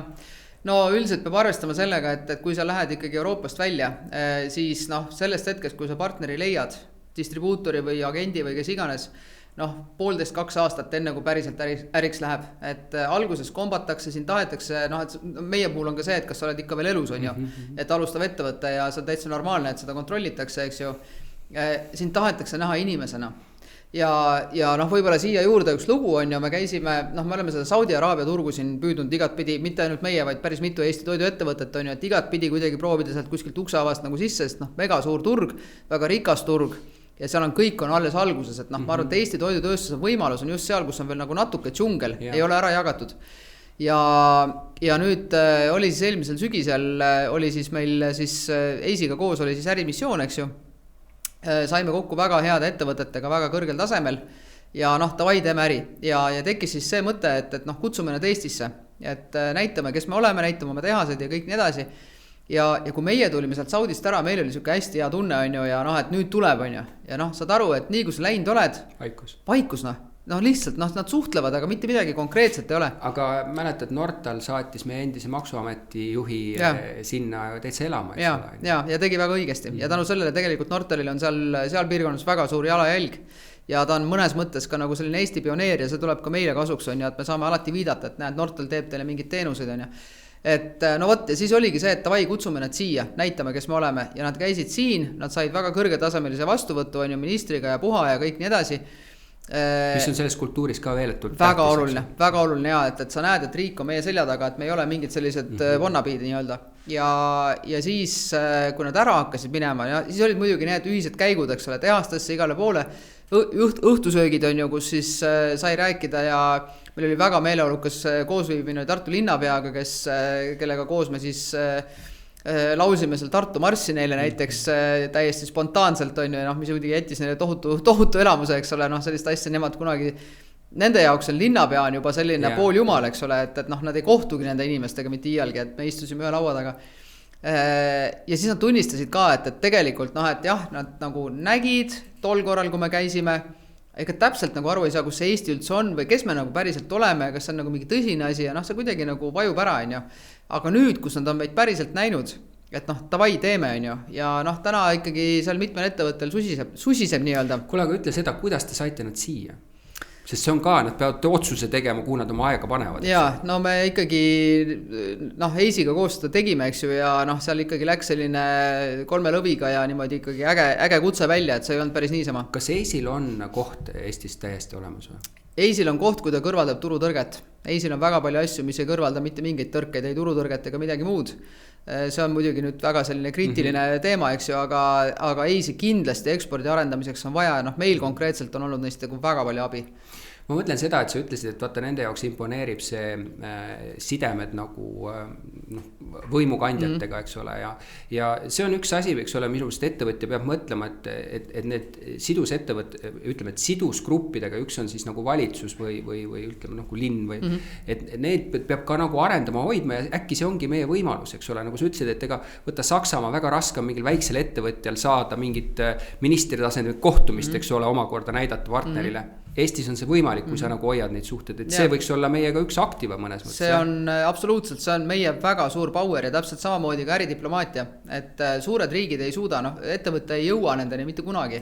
Saksamaast rääkides lihtsalt selline naljalugu, eks ju, eile hommikul sõitsin tööle, kuulasin uudiseid, Saksamaal tuleb meil siin uus kantsler, kes oli siis teinud pöördumise muu hulgas ka äriringkondade poole ja ütles, et tema ikkagi väga soovitab ettevõtetel nüüd siis loobuda faksi teel asja ajamisest. Lõpuks. Meil on aasta 2025 on ju. Me isegi ei mäleta, enamus tänaseid turundajaid isegi ei tea, mis asi faks on. Ja tõesti jah, ja see kommentaar selle juures oli see, et 80% Saksa ettevõtetest kasutab siiamaani faksi. Et noh, me oleme nii kiired ja meil on nii hea ligipääs ka oma võimukandjatele, et kasutame selle ära, see on meie väga suur eelis kaugetel turgudel. No kuidas jaekaubandus on üles ehitatud nagu erinevatel turgudel, et kas see on ka põhimõtteliselt sarnane printsiip, sest väga paljudes on ka rahvusvahelised ketid või on selle eripärasid väga suuri, millega sa pead arvestama? No ma ütleks niimoodi, et suures pildis on kõik sama, maksad kampaaniatasu, maksad listingu tasu ja siis loodad, et ehk see kõik nagu tasub ära, eks ju, et see on väga kallis kõik. Võib-olla kõige eripärasem riik, kellega ma olen siiamaani kokku puutunud, on Kuveit, et Kuveidis nüüd peaks kohe meie tooted ka lettidel olema. Seal on siis niimoodi, et 80% jaekaubandusest kuulub siis kohalikule kuningale ja on kuubid, noh, nii nagu meilgi, eks ju, aga jah, et kuninga omad ja need poed näevad välja sellised üsna armetud, aga inimesed seal käivad ja ostavad ja kui see sinna nagu listingu ära saad teha, siis on äge, aga see listingu tegemine eeldab seda, et sa kõigepealt teed distribuutori ja sa teed distribuutorile esindusõiguse, kõlab jumal lihtsalt on ju, mis seal on, paned konksu alla ja tehtud on ju, isegi faksiga võid saata on ju, aga noh, tegelikult on niimoodi, et see peab käima siis läbi saatkonna, kõige lähem saatkond on Saksamaal, see omakorda peab siis minema kuhugi konsulaat ja siis tehakse sulle seal mingisugune taustakontroll, eks ole, siis välisministeerium peab neid dokumente legaliseerima. Selle juures väike konks on see, et välisministeerium ei legaliseeri eraettevõttega seotud dokumente ainult avaliku sektoriga, et sa pead ka sealt mingisuguse möödapääsu leidma. No meil võttis kogu see protsess aega 4 kuud, aga me saime selle tehtud ja siis sealt edasi on see listingute tegemine, mis on siis selline, ma saan aru, et väga kandiline protsess seal koha peal ja kui sul see on siis tehtud, siis lõpuks tuleb sul tellimus ja siis lõpuks läheb see konteiner teele ja siis inshallah jõuab ta sinna kunagi letile. Aga ütleme niimoodi, pluss on selle poolel see, et kui su toode on konkurentsivõimeline ja sa oled selle kadaliku läbi teinud ja sa oled saanud sinna, ütleme Aasias või ükspuha ka Jaapanis, et siis tegelikult see on pikk põli, on ju. Et see ei ole niimoodi, et siis üleöö ka jääd aega, on ju, et seal ikka antakse võimalusi, et seal on omad plussid-miinused, eks ole, on ju, selles osas. No sa pead jah selle nagu ära kannatama selle aja ja noh, ettevõtte seisukohast muidugi see kannatamine on seotud ilmselgelt ju kuludega, eks ju, et nii kaua kui müüki ei ole, siis sul tulu ei tule, et on ainult kulu. Aga tõsi ta on, et üldiselt just nende kaugete riikidega, et seal ei tehta või sellist uisapäisa otsuseid ei tehta ja pigem ikkagi, kui tahetakse äri teha, siis tehakse pikaajaliselt, nii et selle nimel tasub pingutada, jah. Aga kuidas sa nagu hinnastamisse nagu suhtud, et selge on see, et sa võid standardiseeritud hinnastamist teha, nagu frantsiisid nagu väga palju teevad, et on igal pool sama ja siis mõnes mõttes see logistika võib süüa ära, mida kaugemale läheb, on ju, või sa vaatad nagu turupõhist hinnastamist ja siis kuidas sa nagu lähened eriti ekspordi hinnastamisse? Jaa, noh ega kõik algab ikkagi pihta sellest, et mis on konkurentide hinnastus on ja kuhu sa ennast saad positsioneerida, kus on see vaba koht nii-öelda turul. Ja siis noh, iga turu kohta tekib selline nagu value chain, kus sa hakkad siis nagu ülevalt alla tulema, eks ju, et mis hinnaga sa siis müüa saad ja siis on see küsimus, et kas sa oled valmis seda hinnastust pakkuma või mitte. Et kui sa ei ole konkurentsivõimeline, noh siis mõte sellest, et sa lähed sinna võib-olla kõige kallimana sellisel turul nagu näiteks kaerajook on ju, noh see eeldaks mingit metsikut turundust, et noh siis on küsimus, et kas sul see raha on, noh üldiselt noh meil ei ole näiteks on ju. Aga kuidas sa positsioneerid, sa oled 10-20% odavam kui Oatly või Alpro või oled sa samas hinnas või kuidas sa nagu? Ja turupõhiselt, noh siin Eestis Baltikumis me oleme Oatly Alproga enam-vähem sama. Kui me läheme kaugemale, näiteks see sama Kuveit, oleme kuskil 10% odavamad, mõnes riigis ka 20% odavamad, et sõltub täiesti, et see sõltub hästi palju konjunktuurist ja sõltub ka sellest, et näiteks millised on konkurentide distribuutorid, kuidas nemad toimetavad, et sa pead ikkagi nagu seda turgu nagu täiesti pulkadeks detailideks tundma. Sa mõtled ka seda, et kui palju jätakse nagu sellesse tarneahelasse, eks ole, või väärtusahelasse nagu maha, on ju. Kui palju sinul tootmine on sõltuvus selles, et kui sa nüüd mahud lööd endale üles, sul klassikaliselt seda ka ei teata, eks ole, et toiduainete tööstus on nagu 3 vahetuse printsiip võimalik, eks ole, et sul on 24 tundi, 800 vahetused, on ju, et see on alati triki üleminek järgmisesse vahetusse, sest siis sa pead nagu potentsiaalselt täis selle müüma, on ju. Aga kui palju see on sul sõltuvuses, et nüüd sa oma hinda üldse saad tulevikus mängida väiksemaks, et mahud kasvavad, et ei no toit on ikka mahuäri, eks ju, et selge see, et kui maht on väike, siis oma hind on kõrge ja seda miinust võid sa seal alguses ikka päris tublisti tiksutada ja nii pea, kui see maht tuleb sisse, siis tegelikult isegi ei ole väga vahet selles mõttes, kas on näiteks private label deal või on see su brändi deal, kasumlikkuse vahe on, aga põhimõte on ikkagi sama, et mida rohkem sa nii-öelda vedelikuselt läbi lased, on ju, seda odavamaks sul iga ühiku tootmine muutub ja meie tehase puhul see üleskaleerimine nagu mingi hetkeni selle ühes vahetuses on üsna lihtne, et ta on selline, ütleme, tanki ja torustiku põhine lihtsalt öelduna, eks ju, tootmine. Mingist hetkest kui sa tahad panna teise vahetuse või midagi seal teistmoodi teha, siis see on triki, aga on ka tehtav. Et selle koha pealt ma nagu väga ei muretse, et see on, ühesõnaga selle peale on mõeldud, nagu öeldakse. Jaa, aga ma mõtlen seda, eks just, et kui sa saad nagu ühe suure turu, ühe mingi tegija juurde sinna, on ju, et sa näed, et sul mingi kattemarginaal jääks juhul, kui ma oma hinda saaks veel, aga et see nõuaks nagu mahtu, et sul nagu ruumi on selles osas, eks ole, et sa oled seda nagu juba äriplaani sisse kalkuleerinud. Kuivõrd nagu omanikud peavad arvestama sellega, et kui nad tulevad, et hakkame rahvusvahelist äri tegema, sa just nagu selgitasid ära, et mõne puhul võib seal 2-3 aastat tegelikult nagu minna protsessi, on ju, ja sa pead üleval hoidma seda kõike, on ju, tegelikult omanik nagu eeldab kiiret arengut, vaata algul oled entusiastlikud, pannakse raha ja siis oodatakse ja siis hakkab tiksuma miinus ja mingi moment võib-olla isegi raha on, aga kannatus võib katkeda, et kaua ma maksan peale ja siis just võib-olla hakkab see asi tulema. Jaa, ei väga täpselt kirjeldad, et ega selles mõttes ju me oleme kõik lihtsalt inimesed, on ju, ja veel kord, tulles tagasi meie jutu alguse juurde, et Excelisse võid sa kirjutada mida iganes, aga tegelik elu võib olla täiesti teistsugune ja kõik see hea, mida sa oled planeerinud, ei pruugi lihtsalt realiseeruda, sellepärast, et midagi juhtub, on ju, ja mis ei ole su kontrolli all ja sa ei saagi mitte midagi teha. Et meil ka samamoodi, eks ju, meil oli aasta alguses sa planeeritud üks private label'i deal, aga see lihtsalt jäi ära, sellepärast, et klient mõtles ümber. Sa ei saa selles mõttes selliste asjade vastu ei ole võimalik, on ju. Ja eks ongi, et tuleb selgitada, see kommunikatsioon on hästi tähtis, et see puntrasse kuidagi ei läheks. aga noh, ega omanikul loomulikult alati on õigus öelda, et nüüd rohkem kannatust ei ole ja las tuleb ja teeb keegi teine, et sellega selles mõttes nagu sellise positsioonil ettevõtet juhtides sa pead nagu igapäevaselt arvestama. aga kas see ennast läbi ei põleta, ma mõtlen, vaata startup'i omanike või ütleme omanikele, juhtidele ja omanikele ka on alati nagu öeldud, et miks seal on vähe räägitud sellest läbipõlemisest, et seal istuvad kogu aeg mõnes mõttes omanikud, et kus nüüd on, et me paneme kogu aeg sisse on, ja sa oled tegelikult võib-olla andnud endast 100% või isegi 120% ja kõik asjad sinust ei olene, on ju, et kuidas sina väldid endast nagu sellest läbipõlemisest, et sa ju pead käima, kuigi sul on juba inimesed, eks ole, kes käivad väljas, aga noh, sa pead kogu aeg olema kuskil ja samas, et nüüd sul omad, kes siin on, ka oleks õnnelikud. Ja, ega see ongi selline suhteliselt, ütleme selline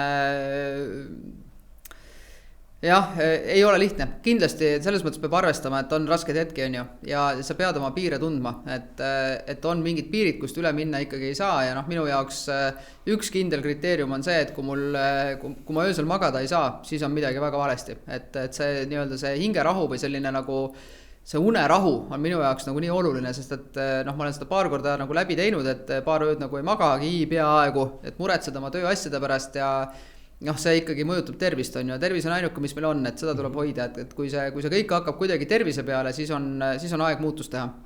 Nii et minu jaoks on nagu selles mõttes lihtne. Sa korra mainisid private labelit, aga ma küsin, kui standardiseeritud sa oma tootes oled, sa pigem ikka proovid oma toodet müüa, mitte kuulata, et kuulge, et ma võtaks, aga kui äkki mõtleks mingit muud maitset või? Kuivõrd sa selles kinni oled või kui palju sa kuulad seda toodet? Noh, tuleb kuulata, on mingid väga erilised olukorrad, eks ju, kus sa pead kiiresti reageerima, kus sa näed, et konkurent ei suuda ja see on sinu võimalus. Ja teine on muidugi just nende private label'i diilide puhul, et kui me räägime näiteks Lääne-Euroopa kettidest, et noh, seal on näiteks, nüüd just oli sügisel, eks üks konkurss, seal oli vist mingisugune 25 erinevat kaerajoogi tüüpi, erinevate protsentidega, erineva kaeraga, noh, erineva õlisisaldus, ühesõnaga seal oli mingi, ja see oligi tehtud niimoodi, et nagu asi hästi segaseks ajada, on ju, nõuda kõigi käest hästi palju näidiseid, on ju, noh, mida sa ilmselt ei suuda nagu kõike korraga produtseerida, on ju, ja noh, siis selle järgi nagu tehakse mingi valik, et teinekord on see ka lihtsalt show pärast või lihtsalt sellepärast, et kett tahab oma elu nagu lihtsamaks teha. Et mingil määral me loomulikult saame varieerida, aga seal tulevad mängu jah, need miinimummahud, eks ju, ja kõik muu seesugune, et kas on mõistlik või ei ole mõistlik. Noh, näiteks selle sama ketiga oligi see, et mingid tooted, et tehke Saksamaa kaerast. Saksamaal kasvab kõige vähem kaera üldse, on ju, seda ei saa kätte ja kui sa saad selle kätte, siis see maksab ja siis see maksab hästi palju ja sa tood selle kaeras kõigepealt siia, pressid sellest piima välja, eks ole, ja viid siis vedeliku tagasi, et noh, see ei ole nagu kuidagi mõistlik ja seda lihtsalt ei saa teha, on ju, ja sa oled juba automaatselt seal konkurentsist väljas. Nii ja naa, ühesõnaga vastus. Aga ütleme mulle private label, tegelikult on klassikaliselt 2 äri, on sul oma kaubamärgi äri, on sul private label äri ja on olemas täitsa eraldi tehasid, kes ei, noh, ettevõtted, kes teevadki ainult private labelit, sellepärast et vaata, sa ju tead seda, kui sa hakkad brändi ehitama, su kulubaas on hoopis teine, inimeste baas on teine versus private label, kus sa saad selle osa kõik ära hoida, on ju. Meil on klassikaliselt nagu hoitud neid segamiksis, on ju. Et üks doteerib natuke teist kohati ja nagu on segane lugu, on ju, et kas see on paratamatus? Et me peame olema mõlemas äris või et me ei saa nagu keskenduda ühele või teisele? No võt selle private'iga on nagu selline lugu, et ta on ikkagi, noh, see risk on nagu mega suur, et need private'i diilid on ju sellised aastased, noh, heal juhul 2 aastased on ju. Konkurents on väga suur, noh, kas sa saad selle diili uuesti või ei saa, noh, seda sa iial ei tea, on ju. Ja kui sa paned nagu nii-öelda kõik munad ühte korvi, on ju, et ja ühel hetkel sa jääd oma diilidest ilma, noh, siis sul ei olegi mitte midagi. Ja brändiga üldjuhul on ka marginaal ikkagi parem. Nii et selles mõttes ma arvan, et selline mõlema nii-öelda kahe nii-öelda tooliala kasvatamine on ikkagi mõistlik. Aga see kombinatsioon annab sulle lihtsalt seda, et kui sul on siis see private label'i maht olemas, siis sa saad ka oma hinda tuua allapoole, et siis ta nagu mõnes mõttes sa marginaalina võtad veel paremat, et sa nagu mõtled niimoodi ja sa nagu käitad kogu seda protsessi paremini. Kui sa otsid partnereid endale, üks on see, et kellele sa müüd, aga teised ka, kes sul teevad midagi, mingit osad, mis on partnerite puhul kõige tähtsamad nagu kriteeriumid sinu jaoks? See on hästi hea küsimus, just kui me nüüd räägime sellest müügipoolest ja näiteks eksportturgudest, et meil on ju selline olukord, et kui me läheme kuhugi kaugemale turule, isegi me võime rääkida ka Lätist, Leedust, tegelikult see on sama, siis kõik need nii-öelda head distribuutorid on võetud. Noh, need suured, need kõige ägedamad on ju, kelle peale sa kohe esimesena mõtled. Ehk et sinu võimalus on leida keegi selline, kes on samasuguse DNA-ga nagu sa ise oled. aga noh, mine siis sinna Dubaisse või ma ei tea, Riadi, eks ole, ja seisa seal tänaval ja hakka neid siis kuidagi otsima, on ju, et see nagu ei ole tegelikult väga lihtne ülesanne ja tihtipeale lähebki väga palju aega ja veel kord, et sa pead ka inimestena klappima. Et see on hästi oluline, et see inimlik klapp oleks nagu väga hea, sest et kui tuleb kriisiolukord, siis see on see, mis lõpuks loeb. Et kui hästi sa selle kriisi lahendad, ma ei tea, kaup jääb hiljaks, mingi kvaliteedi probleem, no mis iganes. Ja kui see inimest on nagu, kuidagi nagu ei klapi või see kõik on nagu kuidagi nagu ametlik või siuke punnitatud, noh siis ei tule sellest koostööst lihtsalt mitte midagi välja. Ja tegelikult sama kehtib ka siis kõikvõimalike teiste koostööpartnerite puhul, et on teatav, noh ma ei tea, kui me räägime toorainetest, meil on mingid teatud ootused sellele paindlikkusele, eks ole, ja tarnetele ja kõik nii edasi, et kui sul on vastas ikkagi ettevõte, kes nagu paneb sulle, lajatab sulle mingisuguse lepingu lauale, et ütleb, et kirjuta siia alla, muidu ma sulle ei tarni, on ju, ja sa üritad selgitada, et noh, et saad aru, et ma ju ei tea, mis järjekorras või kui palju ma sult mingit kaera või õli või midagi siin võtan, eks ju, et ma teen nii hästi, kui ma suudan. Ja kui see teda ei huvita, noh siis ei ole mõtet nagu edasi rääkida, sest et varem või hiljem selle asi lõpeb nagu jamaga, eks ju. Vaata, paljude jaoks tuleb see üllatus, et mõtlevadki nagu ettevõtte keskelt, et noh, et me teeme ettevõttes toote ja siis me oleme ja kuidas me saame, aga et me räägime ju sellest väärtusahelast ja seal on see downstream ja upstream nagu partnerid ehk et see sama asi, kus sa saad komponendid, kõik muud asjad, et see toode valmiks ja teine, kus ma nagu müün, et kliendina oled. Ja tegelikult edukad on ju need, kes on selle ahela töökorda saanud ja nagu sa ütled, et tegelikult eelis on nendel, kes on suured juba kaua aega töötanud, sest nemad on ahela praakinud nagu heaks. Kõik, kes ei ole toiminud, on välja visatud ja on võtnud ära võib-olla ahela parimad lisid. Ja nüüd, kui sa tuled sinna nagu uue tegijana, siis sa pead tegelikult suutma mingi alternatiivsu lüli nagu tekitama. Ja minu meelest see on nagu suur väljakutse, eriti kui sa hakkad tegema. Ja, ongi. Ja sa pead nagu jube kiiresti nagu, noh, sul ei ole ju, selles mõttes mul üks teine toidutööstus, kuidas sa seda kõike teed, sul ei ole ju mitte midagi, sul ei ole inimesi, sul ei ole protsesse, sul ei ole kogemus, sul ei ole kontakte, sul ei ole kliente, sul ei ole mitte midagi. Kuidas üldse võimalik on ju.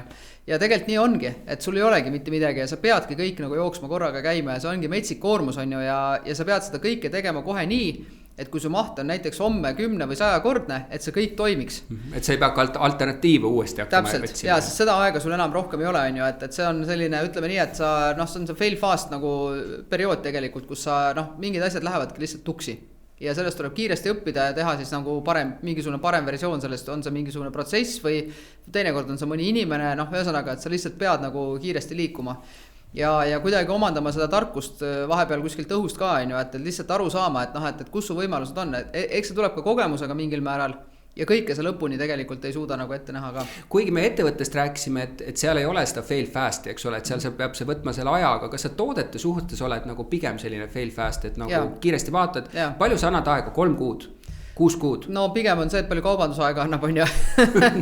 Et mina võiks nagu igavesti nagu oodata, millal tibu nagu kasvama hakkab, aga no jaa, ütleme 3-6 kuud, jah, rohkem ei ole. Ja siis sa nagu pigem kohe, sa oled nagu kogu aeg nagu arenduses, et sa mõtled uusi asju, et mis sul oleks kohe panna, et sa nagu ei jää ootama, et kukub välja, et mis siis nüüd edasi, et mis ma teen. Ja kindlasti ja noh, me oleme väga sellised, kuidas ma ütlen, selles joogis me täna oleme ikkagi nagu väga nii-öelda hands on, et me hästi palju kuulame oma sihtrühma ja sihtrühm ei ole siinkohal lihtsalt inimene kohvikus, vaid ka baristad näiteks, kokad, mis on trendid, noh, kõik see on ju, mis on mingid mustrid, kuhu me saaksime midagi platseerida, kas on näiteks mingisuguse kohvimasinaga mingi probleem, millegi pärast konkurendi omad ei tööta, meie oma ka ei tööta, äkki saame mingi toote teha, mis töötaks, on ju, et noh, kõik sellised asjad, et seda infot tuleb nagu metsikult palju sisse, tuleb kiiresti filtreerida, saada aru, et kus need võimalused on ja siis ka hästi kiiresti tegutseda. Kommunikatsioonist natuke, sa oled hästi nähtav juht olnud kogu oma karjääri, et kas see on sul mingisugune eesmärgistatud telegevus või see on see, kes sa oled? Et see on kuidagi nagu läinud, ma tegelikult, noh, ütleme nii, et palju lihtsam on ju niiviisi, et sa ei ole ekraanil ja teed seal vaikselt pusserdad oma ette, on ju, et tuleb hästi välja, noh, suisa on rõõm suur, on ju, aga kuidagi on niimoodi läinud ja tegelikult ma arvan, et tuleb rääkida. Ja kui läheb midagi viltu, siis tuleb ka sellest rääkida, sellepärast, et see on see, kus tegelikult on huvitav õppida ja seda on ka võib-olla huvitav kuulata, et noh, see klantspilt, kuidas kogu aeg on, kõik on selline American Dream, on ju, et noh, see tegelikult ei ole päris elu, on ju, et kogemus tuleb jagada ja noh, see võimalus on mulle aeg-ajalt antud, et ma olen sellest muidugi tänulik. No ma räägin, et sa räägid audentsusest, eks ole, et sa oled audentne, räägid nii nagu asjadest on, aga ma mõtlen, et noh, et sa tegelikult sellega hoiad ju ettevõtte raha kokku, et sa oled pildil, sust sind tsiteeritakse, suga räägitakse, eks ole, kui kellegi juurde pöördutakse, siis justkui jääb ju mulje ka, et ju nad on siis tegijad selles valdkonnas on ju, et ma mõtlengi, et kas see on tulnud nagu aja jooksul tänu sellele, et sa oled kogu aeg selline olnud, on ju, või nagu sa tihtipeale ka mõtled, okei, et ma tegelikult hoian ettevõtte raha kokku, kui ma olen rohkem nähtav ise, eks ole või? Tead, see on nagu nii ja naa, jah, põhimõtteliselt on see õige mõttekäik, et loomulikult ettevõtte juht, eriti kui see on selline alustav ettevõte või eriti näiteks kui sa lähed börsile või mis iganes, et sa pead olema ise see kõige suurem müügimees on ju, noh, seal ei ole muud varianti. Et sa pead selles uskuma, sa pead olema siis see, mis sa tahad, et see ettevõte oleks, oma olekuga, oma sõnumitega, kõik nii edasi. Aga noh, eks see päris suur nagu selline, ütleme, treening oligi meil võib-olla siis vist kõige rohkem oli preemia ajal, noh, kus Kuldar tegelikult läks ees ja alustas seda hästi avatud suhtlust. Ja ma võtsin selle lihtsalt üle, sest et see oli osa nagu preemiast, eks ju, ja siis ta kuidagi nagu jäi mulle külge, et see on muutunud nagu selliseks võib-olla harjumuseks natukene, et rääkida ja näidata ja läbi selle tegelikult juht saab ka ju tagasisidet, on ju, et inimesed kuidagi reageerivad sellele ja annavad mingeid mõtteid ja saad ise võib-olla paremaks. No sa ütlesid Aura aegadel ja hiljem Maagera aegadel, et teil oli oma nahk mängus, on ju, teil olid omad rahad tegelikult, on ju. Ja siis on tõesti see, et noh, et sa iga hinna eest noh, peadki nagu saavutama selle tulemuse. Kui sa oled tegevjuhi ametis, on see nii ja naa selles mõttes, et loomulikult sa riskid rahadega ja oma sellega, aga su nagu oma reputatsioon on ka hästi palju mängus. Et vaata, et nüüd on näiteks see, et on ju, eestlastel on kombeks mitte nagu kaasa elada väga palju. On ka sellised inimesega, valdavalt on see, et äkki läheks halvasti, on ju. Et kuivõrd sa seda nagu tajud, et noh, et isegi kui sa nagu annast endast nagu 120, 150, 200%, on ju, tuli koroona, tulevad muud asjad, on ju, loodetavasti ei tule, aga et noh, et asjad ei lähe niimoodi, et kas sa nagu mõtled selle peale, et sa nagu avalikult mingi asja eest, et mis siis edasi saab? Ei no ma arvan, et ega see mõte ei ole ju kellelegi võõras, on ju, et eks sa ikka aeg-ajalt mõtled, aga noh, selle kohta on ju teadupärast Eleanor Rooseveltile omistatakse see lause, et muretsemine on umbes sama efektiivne tegevus, kui kiiktooliga kiikudes lootus, et sa edasi liigud, on ju. Et noh, sa ei saa nagu muretseda, et selles mõttes on nagu on. Et fakt on see, et täna sul on see roll, homme ei pruugi enam olla. Ja noh, eks siis on uus elu ja siis peab vaatama, mis edasi saab. Et minu jaoks on nagu oluline kuidagi see, et ma tean, et ma olen pannud sinna nagu kõik, mis minus on. Et ma ei ole kusagilt nii-öelda nagu üle nurga lasknud, et ma olen teinud oma parima ja kui sellest piisab, super, kui ei piisa, noh siis ei ole midagi teha, et siis on kellelgi teisel võimalus ja ma ei tea, ma olen kuidagi selle mõttega nagu ennast niimoodi nagu maha rahustunud, et ma ja omaval öeldes mul ei ole eriti aega ka muretseda. See on võib-olla hea. Ja, et noh, et see nagu tegeled nagu nende asjadega, mis laual on, et püüad nagu neid probleeme ja olukordi lahendada. No vaata, töötute kohta öeldakse, et mida kauem sa töötu oled, seda suuremaks läheb see enesekindlusega kadu, et sa kogu aeg hakkad siis küsima enda käest, kas ma üldse olen nagu hea. Kuigi sa said väga hästi hakkama, et kui sa oled hästi niisugune pisi, siis see probleemi ei ole. Kuidas sa oma töötajatel või ütleme nagu inimestega, kellega sa koostud, üks on see, et ettevõtetega, aga kuidas sa otsid inimesi, et sa oled ühte liiki ise, eks ole, mida sa nendelt ootad eelkõige? Ja no kui sa ikkagi meeskonda kokku paned, siis sa ju näed seda organisatsiooni nagu sellist puslepilti põhimõtteliselt on ju ja need pusletükid peavad omavahel sobima, et ja loomulikult on ka see, et kuidas sina nende inimestega sobid, et kui sul ikkagi nagu seda klappi ei teki, noh siis ei ole midagi teha, võib-olla on suurepärane professionaal, aga no lihtsalt ei saa. Eriti algusajal, eriti siis, kui sa noh, näiteks nagu praegu, et seda õhinat ja sükust nagu power peab nagu tohutus koguses olema on ja kui seda ei ole, noh siis sorry, aga siis praegu ei saa.